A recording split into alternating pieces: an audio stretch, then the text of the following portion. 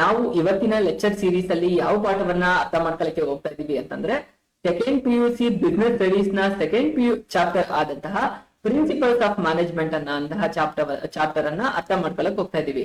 C guys, ನಾನು ಈಗಾಗಲೇ first chapter ಆದಂತಹ ನೇಚರ್ ಅಂಡ್ ಸಿಗ್ನಿಫಿಕೆನ್ಸ್ ಅನ್ನ ಪಾಠದ ಬಗ್ಗೆ ಕಂಪ್ಲೀಟ್ ಆಗಿ ವಿಡಿಯೋನ ಮಾಡಿ ಅಪ್ಲೋಡ್ ಮಾಡಿದೀನಿ. ನೀವು ಫಸ್ಟ್ ಚಾಪ್ಟರ್ ಏನಾದ್ರು ನೋಡಿಲ್ಲ ಅಂತಂದ್ರೆ ಕಂಪ್ಲೀಟ್ ಆಗಿ ಫಸ್ಟ್ ಚಾಪ್ಟರ್ ನ ನೀವು ನೋಡ್ಕೊಂಡು ಅದಾದ್ಮೇಲೆ ಸೆಕೆಂಡ್ ಚಾಪ್ಟರ್ ಗೆ ಜಂಪ್ ಆಗಿ.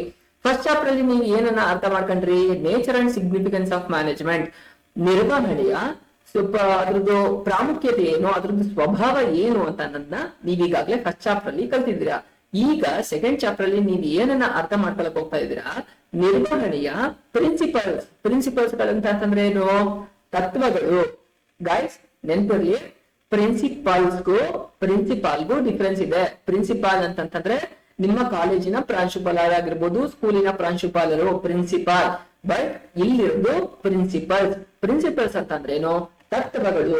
ಹಾಗಾದ್ರೆ ನಾವು ನಿಮ್ಮ ಚಾಪ್ಟರ್ ಅಲ್ಲಿ ಏನನ್ನ ಹೋಗ್ತಾ ಹೋಗ್ತಿದೀವಿ? ನಿರ್ವಹಣೆಗೆ ಸಂಬಂಧಪಟ್ಟಂತಹ ತತ್ವಗಳು ಏನಿದೆ, ನಿರ್ವಹಣೆಗೆ ಸಂಬಂಧಪಟ್ಟಂತಹ ತತ್ವಗಳು ಯಾವ್ದಿದೆ, ಅದ್ ಏನು ನಾವು ಓದ್ಬೇಕು ಅನ್ನೋದನ್ನ ಕಂಪ್ಲೀಟ್ ಆಗಿ ಈ ಚಾಪ್ಟರ್ ಅಲ್ಲಿ ನಾವು ತಿಳ್ಕೊಳ್ತಾ ಹೋಗೋಣ. ಈ ಚಾಪ್ಟರ್ ನಿಮ್ಗೆ ಇನಿಷಿಯಲಿ ಹೇಳ್ಬಿಡ್ತೀನಿ. ನಿಮ್ಮ ಎಕ್ಸಾಮ್ ಪಾಯಿಂಟ್ ಆಫ್ ವ್ಯೂಗೆ ನಿಮ್ಗೆ ಎಷ್ಟು ಮಾರ್ಕ್ಸ್ ಬರುತ್ತೆ ಅಂತ ಏನಾರ ಐಡಿಯಾ ಇದೆಯಾ? 8 ಮಾರ್ಕ್ಸ್ ನಿಮ್ಗೆ ಕವರ್ ಆಗುತ್ತೆ. ಪಾರ್ಟ್ ಎ ಅಲ್ಲಿ ನಿಮ್ಗೆ 2 ಕ್ವಶನ್ ಗಳನ್ನ ಕೇಳ್ತಾರೆ, 2 ಮಾರ್ಕ್ಸ್ ಬರ್ತದೆ.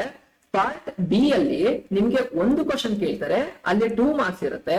ಪಾರ್ಟ್ ಸಿ ಅಲ್ಲಿ ನಿಮ್ಗೆ ಎಷ್ಟು ಮಾರ್ಕ್ಸ್ ಕ್ವಶನ್ ಬರುತ್ತೆ? 1 ಕ್ವಶನ್ ಬರುತ್ತೆ, ಅಲ್ಲಿ 4 ಮಾರ್ಕ್ಸ್ ಆಗುತ್ತೆ.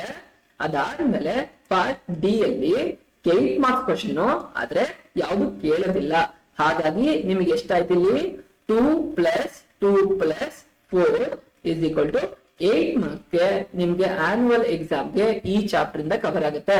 ಹಾಗಾಗಿ ತಿಳ್ಕೊಂಡಂತಹ ಕಾನ್ಸೆಪ್ಟ್ ಗಳನ್ನ ಈಸಿಯಾಗಿ ಟೆಕ್ನಿಕ್ ಯೂಸ್ ಮಾಡಿ ನೀವು ಅರ್ಥ ಮಾಡ್ಕೊಂಡ್ರೆ 100% ಆಗಿ ಇದರಲ್ಲಿ 8 ಔಟ್ ಆಫ್ 8 ಮಾರ್ಕ್ಸ್ ಅನ್ನ ನೀವು ಈಸಿಯಾಗಿ ಸ್ಕೋರ್ ಮಾಡ್ಬೋದು. ಹಾಗಾದ್ರೆ ಏನು ಈ ಪ್ರಿನ್ಸಿಪಲ್ಸ್, ನಿರ್ವಹಣೆಗೆ ಸಂಬಂಧಪಟ್ಟ ತತ್ವಗಳು ಏನು, ಅದ್ರ ಮೀನಿಂಗ್ ಏನು ಅನ್ನೋದನ್ನ ಫಸ್ಟ್ ತಿಳ್ಕೊಳ್ಳೋಣ. ಪ್ರಿನ್ಸಿಪಲ್ಸ್ ಆಫ್ ಮ್ಯಾನೇಜ್ಮೆಂಟಿನ ಏನು? ನಿರ್ವಹಣೆಯ ತತ್ವಗಳು ಅಂದ್ರೆ ಏನು ಅನ್ನೋ ಮೀನಿಂಗ್ ನ ಫಸ್ಟ್ ನಾವು ತಿಳ್ಕೊಂಡ್ಬಿಡೋಣ. Meaning: principles of management are the statement of basic truth about some phenomena that provides a broad and guidelines to manager to decision making process. ಏನ್ ಹೇಳ್ತಾ ಇದಾರೆ? Principles of management are the statement ಅಂತಂದ್ರೆ ಏನು? ಹೇಳಿಕೆಗಳು of the basic truth ಅಂತಂದ್ರೆ ಏನು?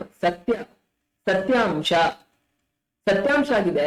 About the phenomena ಅಂತಂದ್ರೆ ಏನು? ವಿದ್ಯಮಾನಗಳಿಗೆ ಸಂಬಂಧಪಟ್ಟ. ನಾನು ಎಕ್ಸ್ಪ್ಲೈನ್ ಮಾಡ್ತೀನಿ ಇನ್ನೊಂದ್ಸಲ. ಈ ಪಾಯಿಂಟ್ ಗಳು ಏನಿದೆ ಅದನ್ನು ಬರಿತಾ ಹೋಗ್ತಿದ್ದೀನಿ. ಪ್ರೊವೈಡ್ ಬ್ರಾಡ್ಲಿ ಅಂಡ್ ಗೈಡ್ಲೈನ್ಸ್ ಅಂತಂದ್ರೆ ಮಾರ್ಗಸೂಚಿಯನ್ನ ನೀಡುತ್ತೆ. ಯಾರಿಗೆ? ಮ್ಯಾನೇಜರ್ಗೆ ಫಾರ್ ಡಿಸಿಷನ್ ಮೇಕಿಂಗ್ ಪ್ರೋಸೆಸ್ಗೆ. ಏನ್ ಹೇಳ್ತಾ ಇದಾರೆ? ಪ್ರಿನ್ಸಿಪಲ್ಸ್ ಆಫ್ ಮ್ಯಾನೇಜ್ಮೆಂಟ್ ಅಂತ ಅನ್ನೋದು ಅವು ಹೇಳಿಕೆಗಳು.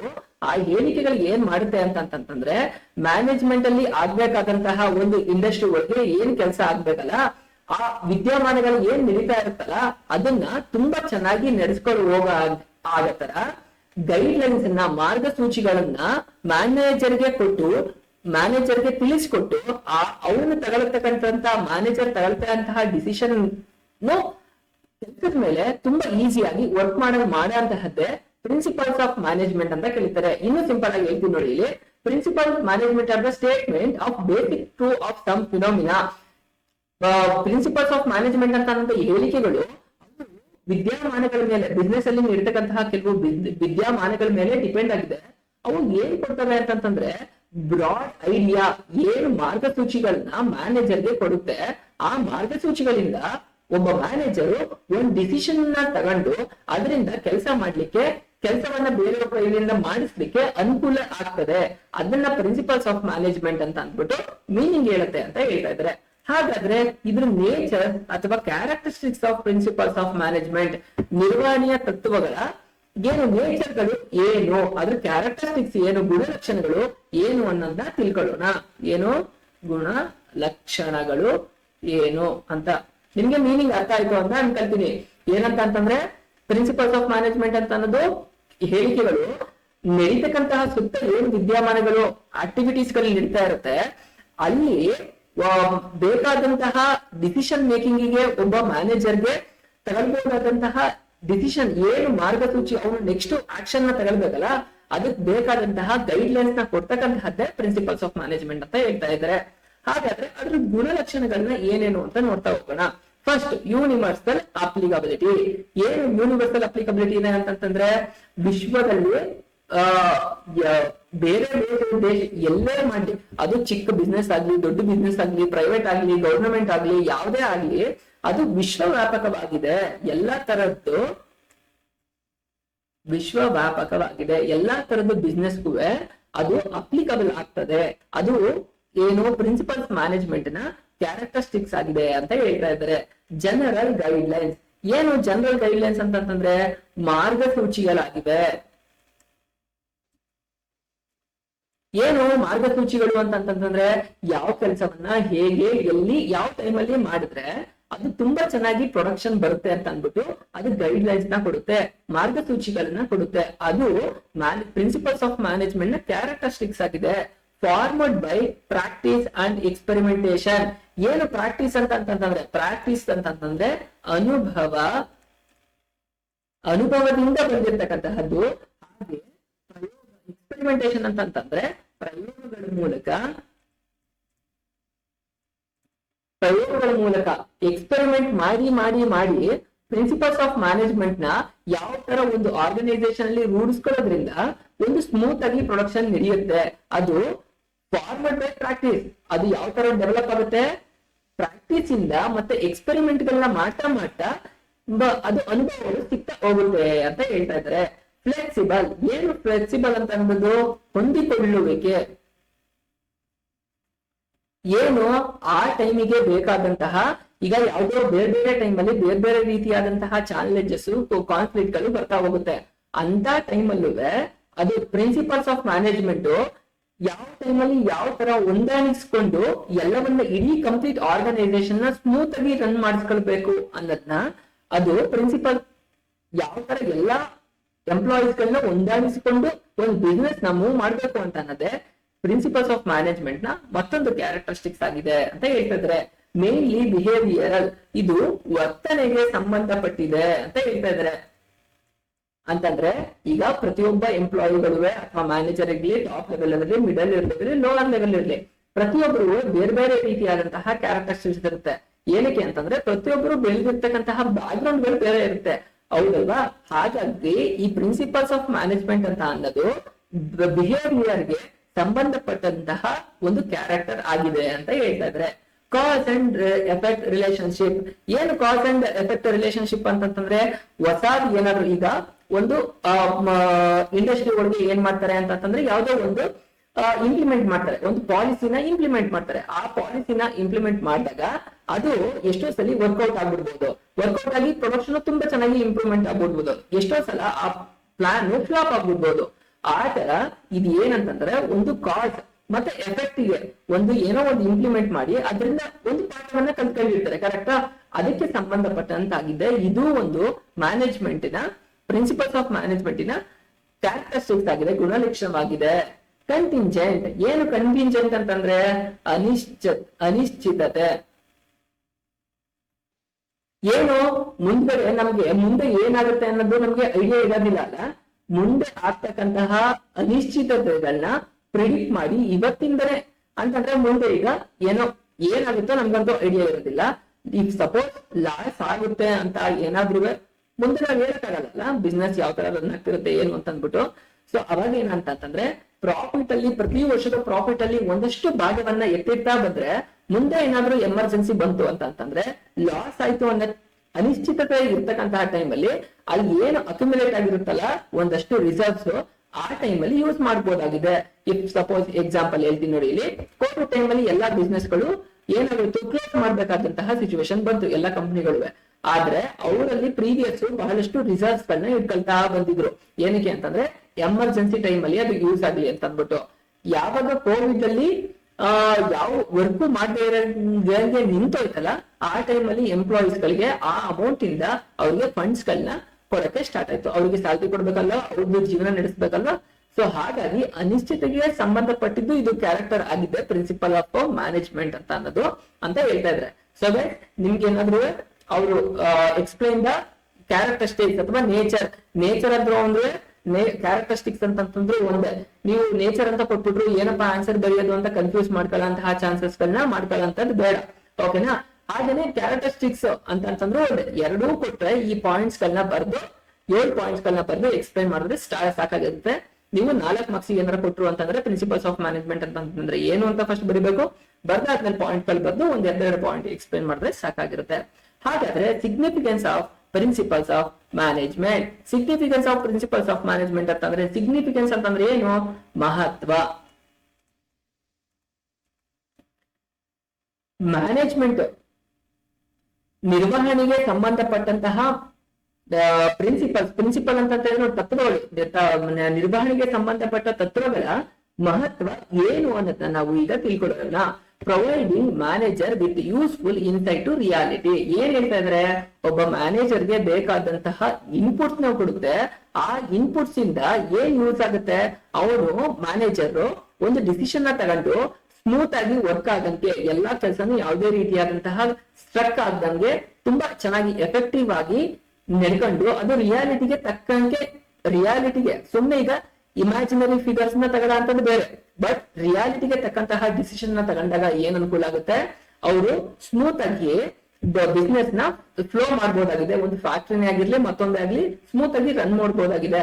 ಸೊ ಹಾಗಾಗಿ providing manager with useful insight into ರಿಯಾಲಿಟಿಗೆ ಬೇಕಾದಂತಹ ಯೂಸ್ಫುಲ್ ಇನ್ಪುಟ್ಸ್ ನ ಮ್ಯಾನೇಜರ್ಗೆ ಅದು ಕೊಡುತ್ತೆ ಅಂತ ಹೇಳ್ತಾ ಇದ್ದಾರೆ. Next point, first point complete ಆಯ್ತು. Optimise utilisation of resource and effective administration. Production ಅಲ್ಲಿ ಅಥವಾ ಇಂಡಸ್ಟ್ರಿ ಒಳಗೆ ಇರ್ತಕ್ಕಂತಹ ಏನು ಅವೈಲಬಲ್ ರಿಸೋರ್ಸ್ ಇದೆಯಲ್ಲ, ಆ ಅವೈಲಬಲ್ ರಿಸೋರ್ಸ್ ನ ಪ್ರೊಡಕ್ಟಿವ್ ಆಗಿ ಯೂಸ್ ಮಾಡ್ಬೇಕು. ಈಗ ಸುಮ್ಮನೆ ಏನೋ ಒಂದು ಪ್ರೊಡಕ್ಷನ್ ನಡೀತಾ ಇದೆ ಅಂತ ಅನ್ಕೊಳ್ಳಿ, ಅಲ್ಲಿ ವೇಸ್ಟೇಜ್ ತುಂಬಾ ಆಗೋಯ್ತು ಅಂತಂದ್ರೆ ಏನಾಗುತ್ತೆ, ಲಾಸ್ ತುಂಬಾ ಆಗುತ್ತೆ. ಹಾಗಾಗಿ ಲಾಸ್ ಅನ್ನ ಮಾಡ್ಕೊಳ್ಳಾರ್ದಂಗೆ ಇರ್ತಕ್ಕಂತಹ ರಿಸೋರ್ಸ್ ಅನ್ನ ತುಂಬಾ ಎಫೆಕ್ಟಿವ್ ಆಗಿ ಯೂಸ್ ಮಾಡ್ಕೊಂಡು ಅಡ್ಮಿನಿಸ್ಟ್ರೇಷನ್ ನ ಎಫೆಕ್ಟಿವ್ ಆಗಿ ನಡೆಸೋ ಅಂತದ್ದೇ ಯಾವುದು ಪ್ರಿನ್ಸಿಪಲ್ಸ್ ಆಫ್ ಮ್ಯಾನೇಜ್ಮೆಂಟ್ ನ ಮಹತ್ವವಾಗಿದೆ, ಎರಡನೇ ಮೇನ್ ಮಹತ್ವವಾಗಿದೆ ಅಂತ ಹೇಳ್ತಾ ಇದ್ದಾರೆ. ಸೈಂಟಿಫಿಕ್ ಡಿಸಿಷನ್, ಮೂರನೇದು ಪಾಯಿಂಟ್ ಏನ್ ಹೇಳ್ತಾ ಇದೆ, ವೈಜ್ಞಾನಿಕ ಯಾವುದೇ ಆರ್ಗನೈಸೇಷನ್ ಅಲ್ಲಿ ಅಥವಾ ಇಂಡಸ್ಟ್ರಿ ಒಳಗೆ ಒಂದು ಡಿಸಿಷನ್ ನ ತಗೊಳ್ತಾ ಇದ್ದಾರೆ ಅಂತಂದ್ರೆ ಅದನ್ನ ಸೈಂಟಿಫಿಕ್ ಆಗಿ ತಗೊಳಕ್ಕೆ ಆಪರ್ಚುನಿಟಿ ಇದೆ, ಅದಕ್ಕೆ ಚಾನ್ಸಸ್ ನ ಮಾಡಿಕೊಡುತ್ತೆ. ಯಾವುದು ಪ್ರಿನ್ಸಿಪಲ್ಸ್ ಆಫ್ ಮ್ಯಾನೇಜ್ಮೆಂಟ್ ನ ಸಿಗ್ನಿಫಿಕೆನ್ಸ್ ಒಂದು ಡಿಸಿಷನ್ ಮೇಕಿಂಗ್ ಪ್ರೋಸೆಸ್ ಅಲ್ಲಿ ಸೈಂಟಿಫಿಕ್ ಆಗಿ ತಗೊಳ್ಬೇಕು. ಸುಮ್ನೆ ಆತರ ಹೇಳಿದ್ರು ಈ ತರ ಇಮ್ಯಾಜಿನರಿ ಫಿಗರ್ ಅಲ್ಲಿ ಮಾತಾಡ್ಲಿಕ್ಕೆ ಆಗೋದಿಲ್ಲ ಅಲ್ವಾ, ಯಾಕಂತಂದ್ರೆ ಖರ್ಚುಗಳು ಆಗ್ತಾ ಇರುತ್ತೆ, ಡೇಗಳು ಹೋಗ್ತಾ ಇರುತ್ತೆ, ಎಂಪ್ಲಾಯಿಗಳಿಗೆ ಸ್ಯಾಲ್ರಿ ಕೊಡ್ಬೇಕಾಗತ್ತೆ. ಸುಮ್ನೆ ಯಾವ್ದು ಮಿಷಿನರಿಗಳನ್ನ ತಂದು ಇಟ್ಕೊಬಿಟ್ರೆ ಕೆಲಸ ಆಗಂಗಿಲ್ಲ. ಸೊ ಕೆಲಸಗಳಾಗ್ಬೇಕು ಅಂತಂದ್ರೆ ವರ್ಕರ್ಸ್ ಇರ್ಬೇಕು, ಮಿಷನರಿ ಇರ್ಬೇಕು, ಎಲ್ಲ ಇರ್ಬೇಕು, ಮನಿ ಮೆಟೀರಿಯಲ್ ಎಲ್ಲ ಕರೆಕ್ಟ್ ಟೈಮಿಗೆ ಇದ್ರೆ ಮಾತ್ರನೇ ಆಗ್ತಕ್ಕಂತಹದ್ದು. ಅಂತ ಟೈಮಲ್ಲಿ ಏನಾರ ಒಂದು ಕಾನ್ಫ್ಲಿಕ್ಟ್ ಬಂತು ಅಂತಂದ್ರೆ ಅಥವಾ ಎಂತದೇ ಡಿಸಿಷನ್ ಮೇಕಿಂಗ್ ಅಲ್ಲಿ ಅದನ್ನ ಸೈಂಟಿಫಿಕ್ ಆಗಿ ತಗೊಂಡಾಗ ಅದರಿಂದ ಔಟ್ಪುಟ್ ಅಥವಾ ಔಟ್ಕಮ್ ಏನಿರುತ್ತೆ ತುಂಬಾ ಚೆನ್ನಾಗಿ ಪ್ರೊಡಕ್ಟಿವ್ ಆಗಿ ಬರುತ್ತೆ. ಹಾಗಾಗಿ ಇದು ಸೈಂಟಿಫಿಕ್ ಡಿಸಿಷನ್ ನ ಕೊಡ್ಲಿಕ್ಕೆ ಅನುಕೂಲ ಆಗುತ್ತೆ ಅಂತ ಅಂದ್ಬಿಟ್ಟು ಹೇಳ್ತಾ ಇದೆ. ಹಾಗಾದ್ರೆ ನಾಲ್ಕನೇ ಪಾಯಿಂಟ್ ಏನಿದೆ ಹೇಳ್ತಾ ಇದೆ, ಮೀಟಿಂಗ್ ಚೇಂಜಿಂಗ್ ಎನ್ವೈರನ್ಮೆಂಟ್ ರಿಕ್ವೈರ್ಮೆಂಟ್ಸ್. ಇಲ್ಲಿ ಸಮಾಜದಲ್ಲಿ ಅಥವಾ ಎನ್ವೈರನ್ಮೆಂಟ್ ಅಲ್ಲಿ ಅಥವಾ ಎಕಾನಮಿಲಿ ಆಗ್ತಕ್ಕಂತಹ ಬದಲಾವಣೆಗೆ ಸಂಬಂಧಪಟ್ಟಂಗೆ ಈ ಬಿಸ್ನೆಸ್ ಅಲ್ಲೂ ಅಥವಾ ಇಂಡಸ್ಟ್ರಿ ಒಳಗೂ ಸಾಕಷ್ಟು ಬದಲಾವಣೆಗಳನ್ನ ಮಾಡ್ಕೊಂಡು ಅದಕ್ಕೆ ಅಡ್ಜಸ್ಟ್ ಆಗ್ತಾ ಅದು ಮುಂದೆ ನಡೀತಾ ಇರ್ಬೇಕಾಗತ್ತೆ ಅಂತ ಹೇಳ್ತಾ ಇದೆ. ಈಗ ಕೋವಿಡ್ ಆಗಿರ್ಬೋದು ಅಥವಾ ಯಾವ್ದೋ ಲಾಕ್ ಡೌನ್ ಆಗಿರ್ಬೋದು ಅಥವಾ ಮತ್ತೊಂದು ಏನೋ ಒಂದು ಬಂತು ಅಂತಂದ್ರೆ, ಅಥವಾ ಈಗ GST ಇಂಪ್ಲಿಮೆಂಟ್ ಮಾಡಿದ್ರು, ಪ್ರೀವಿಯಸ್ಲಿ ಇಂಡೈರೆಕ್ಟ್ ಟ್ಯಾಕ್ಸೇಷನ್ ಇತ್ತು, ಇಂಥ ಟೈಮ್ ಅಲ್ಲಿ ಏನ್ ಅನುಕೂಲ ಆಗುತ್ತೆ ಅಂತಂದ್ರೆ ಈ ಟೈಮ್ ಅಲ್ಲೂ ಕೂಡ ಅವರು ಚೇಂಜಿಂಗ್ ಎನ್ವೈರನ್ಮೆಂಟ್ ಅಲ್ಲಿ ಆಗ್ತಾ ಇರುವಂತಹ ಬದಲಾವಣೆಗೆ ತಕ್ಕನಾಗಿ ಅವರು ಬಿಸ್ನೆಸಸ್ ಅಲ್ಲೂ ಕೆಲವು ಮಾರ್ಪಾಡುಗಳನ್ನ ಮಾಡ್ಕೊಂಡು ಅವರು ಮುನ್ನಡಿಬೇಕಾಗತ್ತೆ. ಮೀಟಿಂಗ್ ಚೇಂಜಿಂಗ್ ಎನ್ವೈರನ್ಮೆಂಟ್ ಅದಕ್ಕೆ ಸಂಬಂಧಪಟ್ಟಂಗೆ ಏನೇನ್ ಡಿಸಿಷನ್ ಮೇಕಿಂಗ್ ನ ತಗೊಂಡು ಮುಂದುವರಿಬೇಕು, ಆ ತರ ಡಿಸಿಷನ್ ಮೇಕಿಂಗ್ ನ ತಗೊಂಡು ಮುಂದುವರಿಯಕ್ಕೆ ಅನುಕೂಲ ಆಗುತ್ತೆ. ಇದು ಪ್ರಿನ್ಸಿಪಲ್ಸ್ ಆಫ್ ಮ್ಯಾನೇಜ್ಮೆಂಟ್ ನ ಇನ್ನೊಂದು ಮಹತ್ವವಾಗಿದೆ ಅಂತ ಹೇಳ್ತಾ ಇದ್ದಾರೆ. ಅದಾದ್ಮೇಲೆ ಇನ್ನು ಒಂದು ಫಿಫ್ತ್ ಪಾಯಿಂಟ್ ಏನಂತಂದ್ರೆ ಫುಲ್ಫಿಲಿಂಗ್ ಸೋಷಿಯಲ್ ರೆಸ್ಪಾನ್ಸಿಬಿಲಿಟಿ. ಏನು ಫುಲ್ಫಿಲಿಂಗ್ ಸೋಷಿಯಲ್ ರೆಸ್ಪಾನ್ಸಿಬಿಲಿಟಿ ಅಂತಂದ್ರೆ, ಸೋಷಿಯಲ್ ಅಂತಂತಂದ್ರೆ ಏನು, ಸಮಾಜಕ್ಕೆ ಸಂಬಂಧಪಟ್ಟಿದ್ದಾಗಿದೆ. ಏನ್ ಸಮಾಜಕ್ಕೆ ಸಂಬಂಧಪಟ್ಟಿದ್ದಾಗಿದೆ ಅಂತಂದ್ರೆ, ಯಾವ್ದೋ ಒಂದು ಇಂಡಸ್ಟ್ರಿನ ಮಾಡ್ತಾ ಇದಾರೆ ಅಂತಂದ್ರೆ ಆ ಇಂಡಸ್ಟ್ರಿ ಎಂಪ್ಲಾಯ್ಮೆಂಟ್ ನ ಜನರೇಟ್ ಮಾಡ್ಬೇಕಾಗುತ್ತೆ. ಯಾಕಂತಂದ್ರೆ ಆ ಪ್ಲೇಸ್ ಅನ್ನ ಯೂಸ್ ಮಾಡ್ಕೊಂಡು ಮಾಡ್ತಿರ್ತಾರೆ, ಅಲ್ಲಿಯ ಲೋಕಲ್ ಅವ್ರಿಗೆ ಒಂದು ಎಂಪ್ಲಾಯ್ಮೆಂಟ್ ಆಪರ್ಚುನಿಟಿನ ಕೊಡ್ಬೇಕಾಗುತ್ತೆ. ಅದಾದ್ಮೇಲೆ ಅವ್ರ CSR ಮೂಲಕ, ಕಾರ್ಪೊರೇಟ್ ಸೋಷಿಯಲ್ ರೆಸ್ಪಾನ್ಸಿಬಿಲಿಟಿಯ ಮೂಲಕ ಅವ್ರು ಏನ್ ಮಾಡುತ್ತೆ, ಅಲ್ಲಿಯ ಜನರನ್ನ ಅಪ್ಲಿಫ್ಟ್ ಮಾಡಬೇಕಾಗತ್ತೆ. ಹೆಲ್ತ್, ಎಜುಕೇಶನ್, ಹೈಜೀನ್ ಈ ತರ ಎಲ್ಲವನ್ನು ಅವರು ಕೊಟ್ಟು ಅವ್ರನ್ನು ಕೂಡ ಇಂಪ್ರೂವ್, ಸೊಸೈಟಿಲಿ ಅವ್ರನ್ನು ಕೂಡ ಮೇಲಕ್ಕೆ ತರ್ತಕ್ಕಂತಹ ಪ್ರಯತ್ನನ ದೊಡ್ಡ ದೊಡ್ಡ ಕಾರ್ಪೊರೇಟ್ಸ್ ಆಗಿರ್ಲಿ, ಇಂಡಸ್ಟ್ರಿಗಳು ಮಾಡ್ಬೇಕಾಗತ್ತೆ ಅಂತ ಹೇಳ್ತಾ ಇದಾರೆ. ಹಾಗೆ ಇನ್ನೂ ಒಂದು ಏನಂತಂದ್ರೆ, ಅವ್ರು ಮಾಡ್ತಕ್ಕಂತಹ ಪ್ರೊಡಕ್ಷನ್ ಆಗಿರ್ಲಿ, ಮ್ಯಾನುಫ್ಯಾಕ್ಚರಿಂಗ್ ಆಗಿರ್ಲಿ, ಅದು ಈಕೋ ಫ್ರೆಂಡ್ಲಿ ಇರಬೇಕು. ಅದರಿಂದ ನೇಚರ್ಗೆ ಹಾಳಾಗಬಾರ್ದು. ಈಗ ಕೆಮಿಕಲ್ ಫ್ಯಾಕ್ಟ್ರಿ ಬಂದಾದ್ಮೇಲೆ ಏನಾಗುತ್ತೆ ಅಂತಂದ್ರೆ, ಯೂಶಲಿ ಅಥವಾ ಕೆಮಿಕಲ್ ಫ್ಯಾಕ್ಟ್ರಿ ಅದು ತುಂಬಾ ಬೇಡವಾದಂತಹ ಕೆಮಿಕಲ್ ನ ಅಟ್ಮಾಸ್ಫಿಯರ್ ಗೆ ರಿಲೀಸ್ ಮಾಡಿದಾಗ ಏನಾಗುತ್ತೆ, ಮನುಷ್ಯನ ಉಸಿರಾಟದ ಮೇಲೆ ಪ್ರಾಬ್ಲಮ್ ಆಗುತ್ತೆ. ಅಥವಾ ಯಾವ್ದೋ ಕೆಮಿಕಲ್ ಮಿಕ್ಸ್ ಆಗಿರ್ತಕ್ಕಂತಹ ವಾಟರ್ ನ ಕ್ಲೀನ್ ವಾಟರ್ ಗೆ ಮಿಕ್ಸ್ ಮಾಡ್ಬಿಟ್ರೆ ಅಲ್ಲಿರ್ತಕ್ಕಂತಹ ಎಕೋಸಿಸ್ಟಮ್ ಹಾಳಾಗುತ್ತೆ. ಅದ್ರ ಮೇಲೆ ಡಿಪೆಂಡೆಂಟ್ ಆಗಿರ್ತಕ್ಕಂತಹ ಪ್ರಾಣಿಗಳು, ಪಕ್ಷಿಗಳು, ಮನುಷ್ಯರು ಕೂಡ ಸತ್ತೋಗ್ತಾರೆ ಅಲ್ವಾ. ಹಾಗಾಗಿ ಅವರು ಸೋಷಿಯಲ್ ರೆಸ್ಪಾನ್ಸಿಬಿಲಿಟಿನೂ ತಗೊಳ್ಳಿಕ್ಕೆ ಈ ಪ್ರಿನ್ಸಿಪಲ್ಸ್ ಆಫ್ ಮ್ಯಾನೇಜ್ಮೆಂಟ್ ತುಂಬಾ ಇಂಪಾರ್ಟೆಂಟ್ ರೋಲ್ ನ ಪ್ಲೇ ಮಾಡುತ್ತೆ. ಅದು ಸಿಗ್ನಿಫಿಕೆನ್ಸ್ ಆಫ್ ಮ್ಯಾನೇಜ್ಮೆಂಟ್ ಆ ಪ್ರಿನ್ಸಿಪಲ್ಸ್ ಆಫ್ ಮ್ಯಾನೇಜ್ಮೆಂಟ್ ಆಗಿದೆ ಅಂತ ಹೇಳ್ತಾ ಇದ್ದಾರೆ. ಹಾಗಾದ್ರೆ 6th ಪಾಯಿಂಟ್ ಏನ್ ಹೇಳ್ತಾ ಇದೆ, management, training, education and research. ಏನ್ ಹೇಳ್ತಾ ಇದ್ರೆ, ಮ್ಯಾನೇಜ್ಮೆಂಟ್ ಟ್ರೈನಿಂಗ್ ನ ಕೊಡ್ಬೇಕಾಗ್ತದೆ. ಯಾರು ಹೊಸ ಎಂಪ್ಲಾಯಿಗಳು ಅಲ್ಲಿಗೆ ಜಾಯಿನ್ ಆಗ್ತಾರೆ ಆರ್ಗನೈಸೇಷನ್ಗೆ, ಅವ್ರಿಗೆ ಐಡಿಯಾ ಇರೋದಿಲ್ಲ. ಈಗ ಅಫ್ಕೋರ್ಸ್ ಓದ್ಕೊಂಡು ಈಗ ಏನೋ ಅಪಾಯಿಂಟ್ಮೆಂಟ್ ತಗೊಂಡು ಬಂದಿರ್ತಾರೆ. ಎಷ್ಟೊಂದ್ ಜನಕ್ಕೆ ಅವರಲ್ಲಿ ನೆಕ್ಸ್ಟ್ ಏನೇನ್ ಕೆಲಸಗಳನ್ನ ಮಾಡ್ಬೇಕು, ಹೇಗ್ ಮಾಡ್ಬೇಕು, ಸ್ಪೆಸಿಫಿಕ್ ಆಗಿ ಇಂಥ ಸಿಚುವೇಶನ್ ಅಲ್ಲೇ ಮಾಡ್ಬೇಕು ಅನ್ನೋದು ಐಡಿಯಾ ಇರೋದಿಲ್ಲ. ಆ ತರದ್ರಲ್ಲಿ ಅವ್ರಿಗೆ ಟ್ರೈನಿಂಗ್ ನ ಕೊಡ್ತಾರೆ. ಟ್ರೈನಿಂಗ್ ಕೊಟ್ಟು ಈ ತರನೇ ಮಾಡ್ಬೇಕು, ಈ ಟೈಮ್ ಅಲ್ಲೇ ಹೀಗೆ ಮಾಡ್ಬೇಕು ಅಂತ ಅಂದ್ಬಿಟ್ಟು ಅವ್ರು ಕಂಪ್ಲೀಟ್ ಆಗಿ, ಅದರಲ್ಲಿ ನೀವು ಟ್ರೈನಿಂಗ್ ಅಲ್ಲಿ ನೋಡ್ತೀರಾ, on the job training, of the job training ಅಂತ ಅಂದ್ಬಿಟ್ಟು ಇದ್ರಲ್ಲಿ ಕ್ಲಾಸಿಫಿಕೇಶನ್ ಇದೆ ಅಂತ PUC ಓದಿರ್ತೀರಾ ಫಸ್ಟ್ ಇಯರ್ ಅಲ್ಲಿ. ಸೊ ಆ ತರದನ್ನ ಎಲ್ಲಾನು ಕ್ಲೀನ್ ಆಗಿ ಹೇಳ್ಕೊಡುತ್ತೆ. ಬರ್ತಕ್ಕಂತಹ ಎಂಪ್ಲಾಯೀಸ್ ಗಳಿಗೆ ಎಜುಕೇಶನ್ ಕೊಡುತ್ತೆ. ಅದಾದ್ಮೇಲೆ ಮಾರ್ಕೆಟ್ ಅಲ್ಲಿ ರಿಸರ್ಚ್ ಅಂಡ್ ಡೆವಲಪ್ಮೆಂಟ್ ನ ಮಾಡುತ್ತೆ. ಸೊ ಎಲ್ಲವೂ ಕೂಡ ಪ್ರಿನ್ಸಿಪಲ್ಸ್ ಆಫ್ ಮ್ಯಾನೇಜ್ಮೆಂಟ್ ನ ಮಹತ್ವವಾಗಿದೆ. ಏನಾಗಿದೆ, significance of principles of management ಗೆ ಇದೆಲ್ಲವೂ ಪಾಯಿಂಟ್ಸ್ ಗಳು ಬರ್ತಾ ಹೋಗುತ್ತೆ. ಅವ್ರೇನಾದ್ರು explain the significance of management ಅಂತ ಅಂದ್ಬಿಟ್ಟು 4 ಮಾರ್ಕ್ಸ್ ಕ್ವಶನ್ ಕೊಟ್ರು ಅಂದ್ರೆ, ಫಸ್ಟ್ ಒಂದು ಪ್ರಿನ್ಸಿಪಲ್ಸ್ ಆಫ್ ಮ್ಯಾನೇಜ್ಮೆಂಟ್ ಅಂತ ಏನು ಅಂತ ಬರೆದು ಈ ಪಾಯಿಂಟ್ ಗಳನ್ನ ಬರೆದು ಸ್ಮಾಲ್ ಎರಡೆರಡು ಲೈನ್ ಅಲ್ಲಿ ಎಕ್ಸ್ಪ್ಲೈನ್ ಮಾಡಿದ್ರೆ ಸಾಕಾಗಿರುತ್ತೆ. 4 ಮಾರ್ಕ್ಸ್ ಆರಾಮ್ಸೆ ಸ್ಕೋರ್ ಮಾಡ್ಬೋದು. ಹಾಗಾದ್ರೆ ಈಗ ಪ್ರಿನ್ಸಿಪಲ್ಸ್ ಆಫ್ ಮ್ಯಾನೇಜ್ಮೆಂಟ್ ಅಂತ ಆಗ್ಲಿಂದ ನಾವು ಮಾತಾಡ್ತಾ ಇದೀವಿ. ಏನು ನಿರ್ವಹಣೆಗೆ ಸಂಬಂಧಪಟ್ಟಂತಹ ತತ್ವ ಸಿದ್ಧಾಂತಗಳು ಅನ್ನೋದ್ರ ಬಗ್ಗೆನೆ ನಾವು ಮಾತಾಡ್ತಾ ಇದೀವಿ. ಹಾಗಾದ್ರೆ ಆ ತತ್ವ ಸಿದ್ಧಾಂತಗಳಿಗೆ ಯಾವ್ಯಾವ ಪರ್ಸನ್ಗಳು ಯಾವ್ಯಾವ ತರ ಕಾಂಟ್ರಿಬ್ಯೂಟ್ ಮಾಡಿದ್ದಾರೆ, ಹೇಗೆಲ್ಲ ಅದು ಡೆವಲಪ್ ಆಯ್ತು ಓವರ್ ಎ ಪೀರಿಯಡ್ ಅಂತ ಅನ್ನೋದು ಒಂದು ಅನಾಲಿಸಿಸ್ ನ, ಅಥವಾ ಕಂಪ್ಲೀಟ್ ಆಗಿ ಹೇಗೆ ಬೆಳೆದು ಬಂತು, ಯಾವ್ಯಾವ ಪರ್ಸನ್ಗಳು ಹೇಗೆ ಕಾಂಟ್ರಿಬ್ಯೂಟ್ ಮಾಡಿದ್ದಾರೆ ಅಂತ ಅನ್ನೋದನ್ನ ಬ್ರೀಫಿಂಗ್ ಕೊಡ್ತಾ ಒಂದಷ್ಟು ಇನ್ಫಾರ್ಮೇಶನ್ ನ ತಿಳ್ಕೊಳ್ತಾ ಹೋಗೋಣ. ಇದು ನಿಮ್ಮ ಎಕ್ಸಾಮ್ ಪಾಯಿಂಟ್ ಆಫ್ ವ್ಯೂ ಅಲ್ಲಿ ತುಂಬಾ ಇಂಪಾರ್ಟೆಂಟ್ ಆಗುತ್ತೆ. ಇಬ್ರು ವ್ಯಕ್ತಿಗಳ ಮೇಲೆ ಸಿದ್ಧಾಂತಗಳು ಏನಿದೆಯಲ್ಲ ನಿರ್ವಹಣೆಗೆ ಸಂಬಂಧಪಟ್ಟಂದು, ಅದು ತುಂಬಾ ಇಂಪಾರ್ಟೆಂಟ್ ಆಗಿರುತ್ತೆ. ಅವ್ರು ಏನು ತತ್ವಗಳನ್ನ ಕೊಟ್ರು ಮ್ಯಾನೇಜ್ಮೆಂಟ್ ಗೆ, ನಿರ್ವಹಣೆಗೆ ಸಂಬಂಧಪಟ್ಟಂಗೆ ಅಂತ ನೋಡ್ತಾ ಹೋಗೋಣ.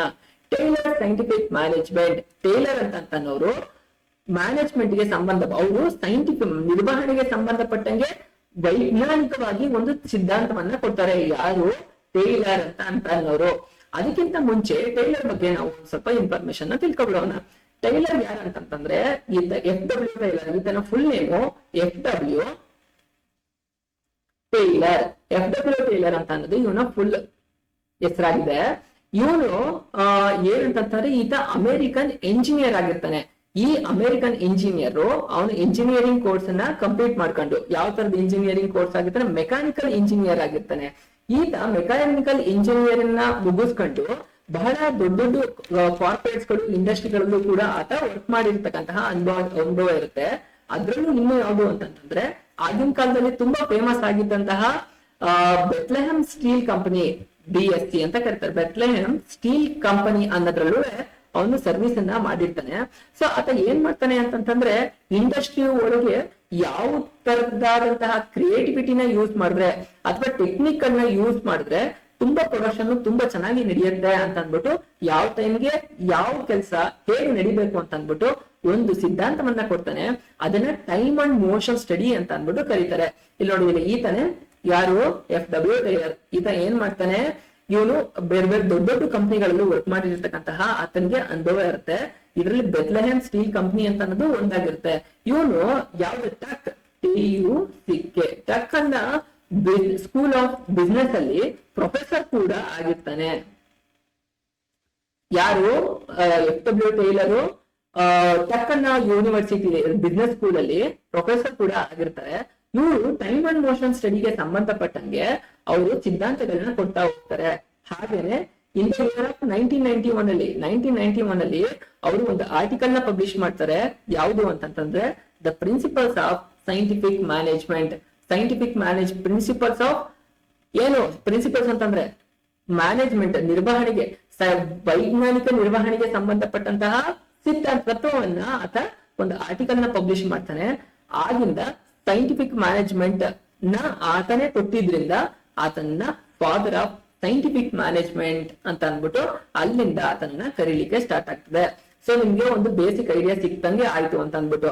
FW ಟೈಲರ್ ಅಂತಂದ್ರೆ ಅಮೆರಿಕನ್. ನಿಮ್ಗೆ ಅವನ ಬಗ್ಗೆ ಏನು ಕಂಪ್ಲೀಟ್ ಆಗಿ ಬರೀಲಿಕ್ಕೆ ಏನು ಕೇಳೋದಿಲ್ಲ, ಬಟ್ ನಿಮ್ಗೊಂದು ಐಡಿಯಾ ಇರ್ಲಿ ಅಂತ ಅಂದ್ಬಿಟ್ಟು ನಾನು ಹೇಳ್ತಾ ಇರೋಂಥದ್ದು. ಆತ ಏನಾಗಿರ್ತಾನೆ, ಅಮೆರಿಕನ್ ಮೆಕ್ಯಾನಿಕಲ್ ಇಂಜಿನಿಯರ್ ಆಗಿರ್ತಾನೆ. ಅವನು ಬೆತ್ಲೆಹೆಮ್ ಸ್ಟೀಲ್ ಅನ್ನೋ ಕಂಪನಿಯಲ್ಲಿ ಬೇರೆ ಬೇರೆ ಕಂಪನಿಗಳಲ್ಲಿ ವರ್ಕ್ ಮಾಡಿದಂತಹ ಅನುಭವ ಇರ್ತಾನೆ. ಅದಾದ್ಮೇಲೆ ಬೆತ್ಲೆಹೆಮ್ ಸ್ಟೀಲ್ ಕಂಪನಿ ಅಂತ ಅನ್ನೋದು ಒಂದು ಅವನು ವರ್ಕ್ ಮಾಡ್ತಿರ್ತಕ್ಕಂತಹ ಒಂದು ಆರ್ಗನೈಸೇಷನ್ ಇಂಡಸ್ಟ್ರಿ ಆಗಿರುತ್ತೆ.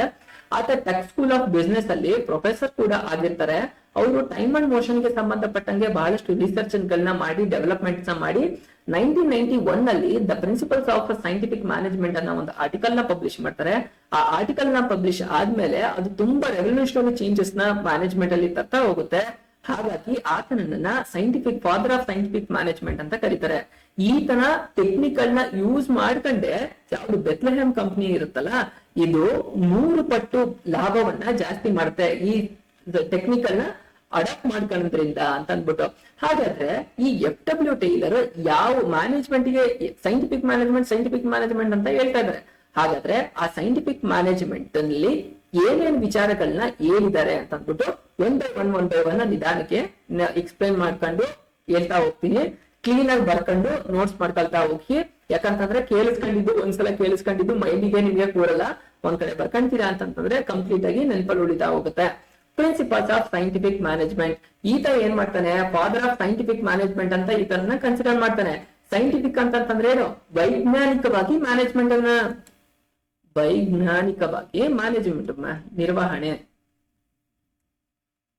ನಿರ್ವಹಣೆಯನ್ನ ಹೇಗೆ ವೈಜ್ಞಾನಿಕವಾಗಿ ಮಾಡಿದ್ರೆ ಅದು ತುಂಬಾ ಚೆನ್ನಾಗಿರತ್ತೆ ಅಂತ ಅಂದ್ಬಿಟ್ಟು ಅದಕ್ಕೆ ಸಂಬಂಧಪಟ್ಟಂಗೆ ಪ್ರಿನ್ಸಿಪಲ್ಸ್ ಗಳನ್ನ ಕೊಡ್ತಾ ಹೋಗ್ತಾನೆ. ಪ್ರಿನ್ಸಿಪಲ್ಸ್ ಅಂತ ಅಂದ್ರೆ ಏನು, ತತ್ವಗಳನ್ನ ಕೊಡ್ತಾ ಹೋಗ್ತಾನೆ. ಹಾಗಾದ್ರೆ ಆ ತತ್ವಗಳು ಯಾವ್ಯಾವ್ದು, ಅವನು ಮೇನ್ ಆಗಿ 4 ತತ್ವಗಳನ್ನ ಕೊಡ್ತಾ ಹೋಗ್ತಾನೆ. ಯಾವ್ದು ತತ್ವ ಅದು? ಫಸ್ಟ್ ತತ್ವ ಏನು, science not rule of thumb. ಏನ್ ಹೇಳ್ತಾ ಇದ್ದಾನೆ, ಯಾವುದೇ ಒಂದು ಇಂಡಸ್ಟ್ರಿಗಳಿಗೆ ಒಂದು ಪುಟ್ಟ ಕೆಲಸ ಹಾಕಿ ಆ ಪುಟ್ಟ ಕೆಲಸವನ್ನ ತುಂಬಾ ಅಕ್ಯುರೇಟ್ ಆಗಿ ವೈಜ್ಞಾನಿಕವಾಗಿ ಮಾಡ್ಬೇಕಾಗತ್ತೆ.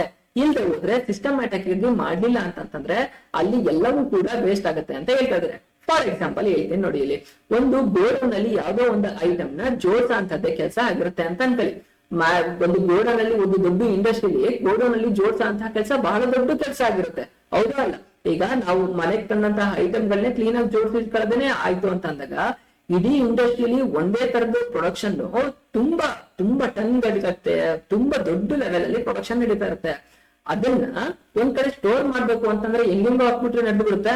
ಅವಾಗ ಏನಾಗುತ್ತೆ, ಸುಮ್ನೆ ಮಾಡಿದ ಕೆಲಸ ವೇಸ್ಟ್ ಆಗುತ್ತೆ. ಅದಾದ್ಮೇಲೆ ಸ್ಪೇಸ್ ಕರೆಕ್ಟ್ ಆಗಿ ಯುಟಿಲೈಸ್ ಆಗಲ್ಲ.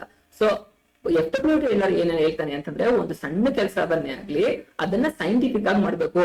ಒಂದು ಗೋಡೌನ್ ಅಲ್ಲಿ ಜೋಡಿಸೋದೇ ಆಗಿರ್ಲಿ, ಕರೆಕ್ಟ್ ಟೈಮಿಗೆ ಕರೆಕ್ಟ್ ಹ್ಯೂಮನ್ ರಿಸೋರ್ಸ್ ನ ಯೂಸ್ ಮಾಡ್ಕೊಂಡು, ಕರೆಕ್ಟ್ ಮೆಟೀರಿಯಲ್ ಗಳನ್ನ ಯೂಸ್ ಮಾಡ್ಕೊಂಡು, ಯಾವ ಪ್ರಮಾಣದಲ್ಲಿ ಕ್ಲೀನ್ ಆಗಿ ಒಂದು ಸ್ಪೇಸ್ ಅಲ್ಲಿ ಇರಿಸಿದ್ರೆ ಮ್ಯಾಕ್ಸಿಮಮ್ ನಂಬರ್ ಅನ್ನ ಜೋಡಿಸಬಹುದು, ಯಾವುದೇ ರೀತಿ ಯಾವ್ದು ಪ್ರಾಡಕ್ಟ್ ಗಳಿಗೆ ಡ್ಯಾಮೇಜ್ ಆಗದೆ ಇರಂಗೆ. ಸೊ ಸೈಂಟಿಫಿಕ್ ಆಗಿ ಆತ ಹೇಳ್ತಾನೆ. ಅದಕ್ಕೇನೆ science not rule of thumb ಅಂತ ಅಂದ್ಬಿಟ್ಟು ಫಸ್ಟ್ ಪ್ರಿನ್ಸಿಪಲ್ ನ ಆತ ಕೊಡ್ತಾನೆ. ಸೆಕೆಂಡ್ ಏನ್ ಹೇಳ್ತಾನೆ, ಹಾರ್ಮೋನಿ ನಾಟ್ ಡಿಸ್ಕಾರ್ಡ್. ಹಾರ್ಮೋನಿ ಅಂತಂದ್ರೆ ಏನು, ಏನ್ ಹಾರ್ಮೋನಿ ಅಂತ ಅಂತಂದ್ರೆ, ಕನ್ನಡದಲ್ಲಿ ಹಾರ್ಮೋನಿ ಅಂತ ಅಂತಂದ್ರೆ ಸಾಮರಸ್ಯ ಅಂತ ಅಂದ್ಬಿಟ್ಟು. ಸಾಮರಸ್ಯ, ಯಾರ್ಯಾರ ನಡುವೆ ಸಾಮರಸ್ಯ ಇರ್ಬೇಕು? ಒಂದು ಆರ್ಗನೈಸೇಷನ್ ಅಂತಂದ್ರೆ ಅಲ್ಲಿ ಮ್ಯಾನೇಜರ್ ಇರ್ತಾನೆ, ವರ್ಕರ್ಸ್ ಗಳು ಇರ್ತಾರೆ, ಅವ್ರು ಇಬ್ರಲ್ಲೂ ಕೂಡ ಸಾಮರಸ್ಯ ಇರ್ಬೇಕು. ಸಾಮರಸ್ಯ ಇಲ್ದೆ ಹೋದ್ರೆ ಏನಾಗುತ್ತೆ, ಅವನು ಒಂದ್ ಕೆಲಸ ಹೇಳ್ತಾನೆ, ಇವನ್ ಮಾಡುದಿಲ್ಲ ಅಂತ ಅಂತಾನೆ. ಸೊ ಮಾಡೋದಿಲ್ಲ ಅಂತಂದಾಗ ಅಲ್ಲಿ ಕಾನ್ಫ್ಲಿಕ್ಟ್ ಗಳು ಬರ್ತಾ ಹೋಗುತ್ತೆ, ಪ್ರೊಡಕ್ಷನ್ ಮೇಲೆ ಅದು ತುಂಬಾ ಇಂಪ್ಯಾಕ್ಟ್ ಆಗ್ತಾ ಹೋಗುತ್ತೆ. ಹಾಗಾಗಿ ಇಬ್ಬರಲ್ಲೂ ಸಾಮರಸ್ಯ ಇತ್ತು ಅಂತಂತಂದ್ರೆ, ನಂದೇ ಮಾತುಗಳು ನಡಿಬೇಕು ಅನ್ನೋದು ಏನ್ ಇತ್ತು ಅಂತಂತಂದ್ರೆ ಪ್ರೊಡಕ್ಷನ್ ತುಂಬಾ ಚೆನ್ನಾಗಿ ನಡೆಯಂಗಿಲ್ಲ. ಸೊ ಹಾಗಾಗಿ ಇದನ್ನ ಏನ್ ಹೇಳ್ತಾರೆ ಅಂತಂತಂದ್ರೆ, ಇಬ್ಬರಲ್ಲೂ ಸಾಮರಸ್ಯ ಇಟ್ಕೊಂಡು ಮ್ಯಾನೇಜರ್ ಮತ್ತೆ ಎಂಪ್ಲಾಯಿಗಳ ನಡುವೆನೂ ಸಾಮರಸ್ಯಗಳು ಇಟ್ಕೊಂಡಾಗ ಆರಾಮ್ಸೆ ಸ್ಮೂತ್ ಆಗಿ ನಡೀಕೋಗುತ್ತೆ. ಇದನ್ನ ಎಫ್.ಡಬ್ಲ್ಯೂ. ಟೇಲರ್ ಅಂತ ಏನಂತ ಕರಿತಾನೆ ಅಂತಂದ್ರೆ, ಇದನ್ನ ಮೆಂಟಲ್ ರೆವಲ್ಯೂಷನ್ ಅಂತ ಕರಿತಾನೆ.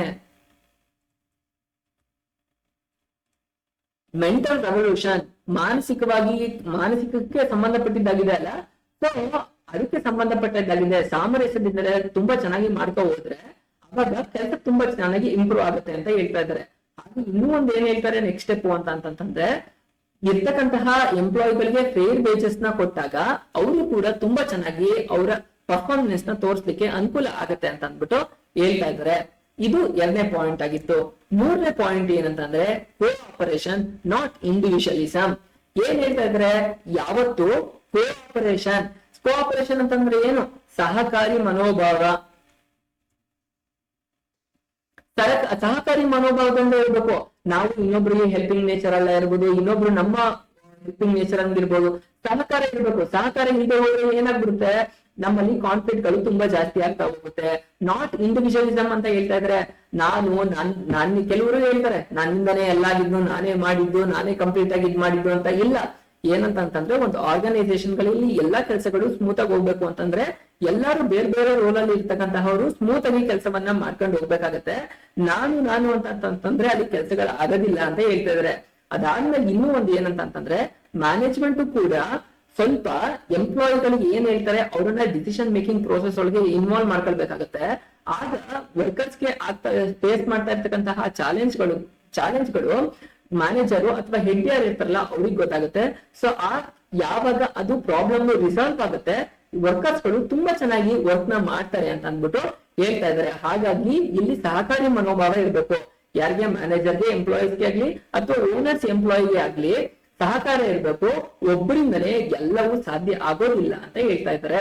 ಫೈನಲ್ ಆಗಿ 4ನೇ ಇಂಪಾರ್ಟೆಂಟ್ ಪಾಯಿಂಟ್ ಏನ್ ಹೇಳ್ತಾ ಇದ್ದಾರೆ ಅಂದ್ರೆ, development of each and every person to his or her greatest efficiency and prosperity. ಏನ್ ಹೇಳ್ತಾ ಇದಾರೆ, ಈಗ ಪ್ರತಿಯೊಬ್ಬರಿಗೂ ಬೇರೆ ಬೇರೆ ರೀತಿಯಾದಂತಹ ಸ್ಕಿಲ್ಸ್ ಗಳಿರುತ್ತೆ, ಕರೆಕ್ಟಾ? ಈಗ ನೋಡಿ, ಇಲ್ಲಿ ಯಾರು ಅಕೌಂಟ್ಸ್ ಡಿಪಾರ್ಟ್ಮೆಂಟ್ ಅಲ್ಲಿ ತಗೊಳ್ತಕ್ಕಂತಹವ್ರಿಗೆ ತುಂಬಾ ಫಿಸಿಕಲಿ ಇರ್ಬೇಕಾ? ಅವರು ಯಾವ್ದು ಒಂದು ಐಟಮ್ ನ ಎತ್ತಿದ ತರ ಅವ್ರಿಗೆ ಫಿಸಿಕಲ್ ಬೇಕಾ? ಖಂಡಿತ ಏನು ರಿಕ್ವೈರ್ಮೆಂಟ್ ಇಲ್ಲ. ಅವ್ರಿಗೆ ಯಾವ ನಾಲೆಡ್ಜ್ ಇರ್ಬೇಕು? ಅಕೌಂಟ್ಸ್ ಡಿಪಾರ್ಟ್ಮೆಂಟ್ ಅಲ್ಲಿ ಇರ್ತಕ್ಕಂತಹ ನಾಲೆಡ್ಜ್ ಇರ್ಬೇಕಾಗತ್ತೆ.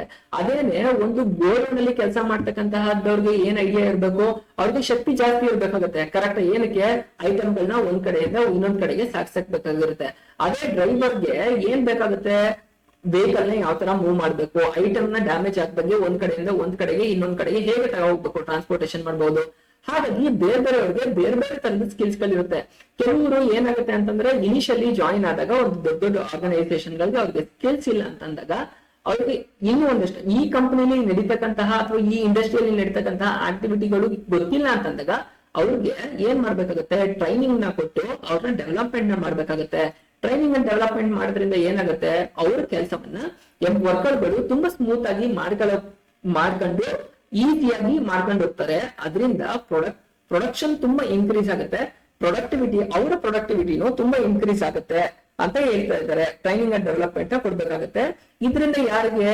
ಮ್ಯಾನೇಜರ್ಗೂ ಹೆಲ್ಪ್ ಆಗುತ್ತೆ, ಆರ್ಗನೈಸೇಷನ್ಗೂ ಹೆಲ್ಪ್ ಆಗುತ್ತೆ.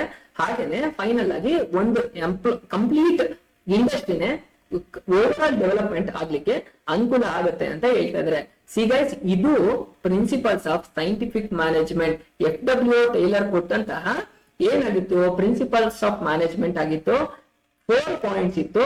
4 ಪಾಯಿಂಟ್ಸ್ ಕಂಪ್ಲೀಟ್ ಆಗಿ ಅರ್ಥ ಆಯ್ತು ಅಂತ ಅನ್ಕೊಳ್ತೀನಿ. ಏನ್ ಹೇಳ್ತಾ ಇದಾರೆ ಅಂತ ಅಂದ್ಬಿಟ್ಟು ಕ್ವಿಕ್ ಆಗಿ ಒಂದ್ಸಲ ನೋಡ್ಬಿಡೋಣ. ಏನ್ ಹೇಳ್ತಿದ್ರೆ principles of an scientific management ಏನು ನಿರ್ವಹಣೆಗೆ ಸಂಬಂಧಪಟ್ಟಂತಹ ತತ್ವಗಳು ಏನೇನಿದೆ ಅಂತ ಅಂದ್ಬಿಟ್ಟು science not rule of thumb ಏನಂತಂದ್ರೆ ಎಲ್ಲಾ ಕೆಲಸದ ಆಕ್ಟಿವಿಟಿಗಳು ಸಣ್ಣದೇ ಆಗಿರ್ಲಿ ದೊಡ್ಡ ಕೆಲಸವೇ ಆಗಿರ್ಲಿ ಅಲ್ಲಿ ಸೈಂಟಿಫಿಕ್ ಆಗಿ ಯೋಚನೆ ಮಾಡಿ ಕೆಲಸಗಳನ್ನ ಮಾಡೋದ್ರಿಂದ ಟೈಮ್ ಯುಟಿಲೈಸೇಷನ್ ಕರೆಕ್ಟ್ ಆಗುತ್ತೆ, ಟೈಮ್ ವೇಸ್ಟ್ ಆಗೋದಿಲ್ಲ. ಅದಾದ್ಮೇಲೆ ಮೆಟೀರಿಯಲ್, ಮೆನ್ನು, ಮೆಷಿನರಿ, ಪವರ್ ಎಲ್ಲವೂ ಲೀಸ್ಟ್ ಕಾಸ್ಟ್ ಅಲ್ಲಿ ನಮ್ಗೆ ಖರ್ಚಾಕಿ ತುಂಬಾ ಚೆನ್ನಾಗಿ ಎಫೆಕ್ಟಿವ್ ಆಗಿ ಕೆಲಸ ನಡೆಯುತ್ತೆ ಅಂತ ಹೇಳ್ತಾ ಇದ್ದಾರೆ. ಹಾರ್ಮನಿನ ಡಿಸ್ಕಾರ್ಡರ್ ಏನು ಹಾರ್ಮನಿ ಅಂತಂದ್ರೆ ಸಾಮರಸ್ಯ ಇರ್ಬೋದು, ಮ್ಯಾನೇಜರ್ ಆಗಿರ್ಬೋದು ಅಥವಾ ಎಂಪ್ಲಾಯಿ ಇರ್ಬೋದು, ವರ್ಕರ್ ಇರ್ಬೋದು, ಅವ್ರ ನಡುವೆ ಸಾಮರಸ್ಯ ಇರ್ಬೇಕು, ಹೊಂದಾಣಿಕೆ ಇರ್ಬೇಕು. ಹೊಂದಾಣಿಕೆ ಇಲ್ಲ, ನಾನೇ ಮಾಡಿದ್ದು ಮೇಲು ಆತರ ಮೇಲೆ ಕೆಳಗೆ ಅಂತ ಅಂದ್ಬಿಟ್ಟು ತುಂಬಾ ಜಗಳ ಮಾಡಕ್ ಹೋದ್ರೆ ಪ್ರೊಡಕ್ಷನ್ ನಿಂತೋಗ್ಬಿಡುತ್ತೆ. ಹಾಗಾಗಿ ಏನಂತಂದ್ರೆ ಅವ್ರಿಬ್ರಲ್ಲಿ ಸಾಮರಸ್ಯ ಬಾಂಡಿಂಗ್ ತುಂಬಾ ಚೆನ್ನಾಗಿರ್ಬೇಕು. ಅವಾಗ ಮಾತ್ರನೇ ಯಾವಾಗ ಮ್ಯಾನೇಜ್ಮೆಂಟ್ ಎಂಪ್ಲಾಯಿಗಳಿಗೆ ವರ್ಕರ್ಸ್ಗೆ ಇರ್ತಕ್ಕಂತಹ ನೀಡ್ಸ್ ನ ಫುಲ್ಫಿಲ್ ಮಾಡಿದ್ರು ಅಂತಂದ್ರೆ ಅವಾಗ ವರ್ಕರ್ಸ್ ಗಳು ತುಂಬಾ ಚೆನ್ನಾಗಿ ಅವರ ಪ್ರೊಡಕ್ಟಿವಿಟಿನ ಕೊಡ್ಲಿಕ್ಕೆ ಸ್ಟಾರ್ಟ್ ಆಗುತ್ತೆ. ಸೊ ಅಲ್ಲಿಂದ ಕಂಪನಿ ಅಥವಾ ಇಂಡಸ್ಟ್ರಿನೂ ಕೂಡ ಬೆಳೀಲಿಕ್ಕೆ ಸ್ಟಾರ್ಟ್ ಆಗುತ್ತೆ ಅಂತ ಹೇಳ್ತಾ ಇದ್ದಾರೆ. ಕೋಆಪರೇಷನ್ ನಾಟ್ ಇಂಡಿವಿಜುವಲಿಸಂ, ಇಲ್ಲಿ ಸಹಕಾರ ಮನೋಭಾವದಲ್ಲಿ ಎಲ್ಲರೂ ಸಹಾನುಭೂತಿಯಿಂದ ಕೆಲಸ ಮಾಡ್ಬೇಕಾಗತ್ತೆ. ಎಲ್ಲ ಒಟ್ಟಿಗೆ ಬೇರೆ ಬೇರೆಯವರು ಬೇರೆ ಬೇರೆ ರೋಲ್ ನ ಪ್ಲೇ ಮಾಡ್ತಾ ಇರ್ತಾರೆ. ಸೊ ಸಹಕಾರದಿಂದ ಕೆಲಸ ಮಾಡ್ಬೇಕಾಗತ್ತೆ. ಹಾಗೆ ಓನರ್ಸೇ ಇರ್ಲಿ, ಮ್ಯಾನೇಜ್ಮೆಂಟ್ ಅವರೇ ಇರ್ಲಿ, ಯಾರೇ ಇರ್ಲಿ, ವರ್ಕರ್ ಗಳನ್ನ ಡಿಸಿಷನ್ ಮೇಕಿಂಗ್ ಪ್ರೋಸೆಸ್ ಅಲ್ಲಿ ಅಥವಾ ಅವರ ಡಿಸಿಷನ್ ಗಳು ಏನೇನಿದೆ ಅವ್ರದ್ದು ಇನ್ಪುಟ್ಸ್ ಕೂಡ ತಗೊಳ್ಬೇಕಾಗತ್ತೆ. ಅವಾಗ ಅವ್ರಿಗಿರ್ತಕ್ಕಂತಹ ಪ್ರಾಬ್ಲಮ್ಸ್ ಗಳು ಏನು, ಅವ್ರ ಚಾಲೆಂಜಸ್ ಗಳನ್ನ ಏನ ಫೇಸ್ ಮಾಡ್ತಾ ಇದಾರೆ ಅದನ್ನ ರಿಸಾಲ್ವ್ ಮಾಡಿದ್ರೆ ಏನ್ ಅನುಕೂಲ ಆಗುತ್ತೆ, ಮತ್ತೆ ಮ್ಯಾನೇಜ್ಮೆಂಟ್ ಗೆನೆ ಅಥವಾ ಆರ್ಗನೈಸೇಷನ್ಗೆ ಯೂಸ್ ಆಗುತ್ತೆ. ಸೊ ಈ ತರದನ್ನ ಅವರು ಸಹಕಾರದಿಂದ ಎಲ್ಲರೂ ಸಹಾನುಭೂತಿಯಿಂದ ವರ್ತಿಸ್ಕೊಂಡು ಹೋಗ್ಬೇಕಾಗತ್ತೆ, ಸಹಕಾರ ಕೊಟ್ಕೊಂಡು. ಇಂಡಿವಿಜುವಲಿಸಂ ಅಂತಂದ್ರೆ ನಾನು ನಂದು ಅಂತನಕ್ಕಿಂತ ನಾವೆಲ್ಲ ಸೇರ್ಕೊಂಡು ಮಾಡ್ದು ಅಂತ ಅನ್ನೋದು ಬಹಳ ಅನುಕೂಲ ಆಗ್ತದೆ. ಅವಾಗ ಡೆವಲಪ್ಮೆಂಟ್ ತುಂಬಾ ಚೆನ್ನಾಗಾಗುತ್ತೆ ಇಂಡಸ್ಟ್ರಿಗೆ ಅಂತ ಅಂದ್ಬಿಟ್ಟು ಹೇಳ್ತಾ ಇದ್ರೆ.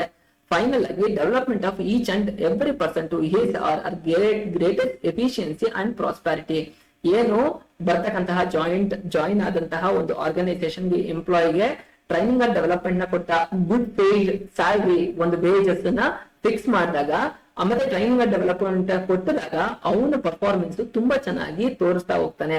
ಆಗ ಇಂಡಸ್ಟ್ರಿಗೆ ತುಂಬಾ ಅನುಕೂಲ ಆಗುತ್ತೆ, ಪ್ರೊಡಕ್ಟಿವಿಟಿ ತುಂಬಾ ಚೆನ್ನಾಗಿ ಆಗುತ್ತೆ, ಪ್ರಾಸ್ಪರಿಟಿ ಅವನ ಎಫಿಷಿಯನ್ಸಿನೂ ತುಂಬಾ ಚೆನ್ನಾಗಿರುತ್ತೆ, ಎಲ್ಲರ ಜೊತೆನೂ ಸೇರ್ಕೊಂಡು ತುಂಬಾ ಚೆನ್ನಾಗಿ ಕೆಲಸ ಮಾಡ್ತಾರೆ ಅಂತ ಅಂದ್ಬಿಟ್ಟು ಹೇಳ್ತಾ ಇದ್ದಾರೆ. ಇದು FW ಟೇಲರ್ ಕೊಟ್ಟಂತಹ ಪ್ರಿನ್ಸಿಪಲ್ಸ್ ಆಫ್ ಮ್ಯಾನೇಜ್ಮೆಂಟ್ ಆಗಿತ್ತು ಅಂತ ಹೇಳ್ತಾ ಇದ್ದಾರೆ.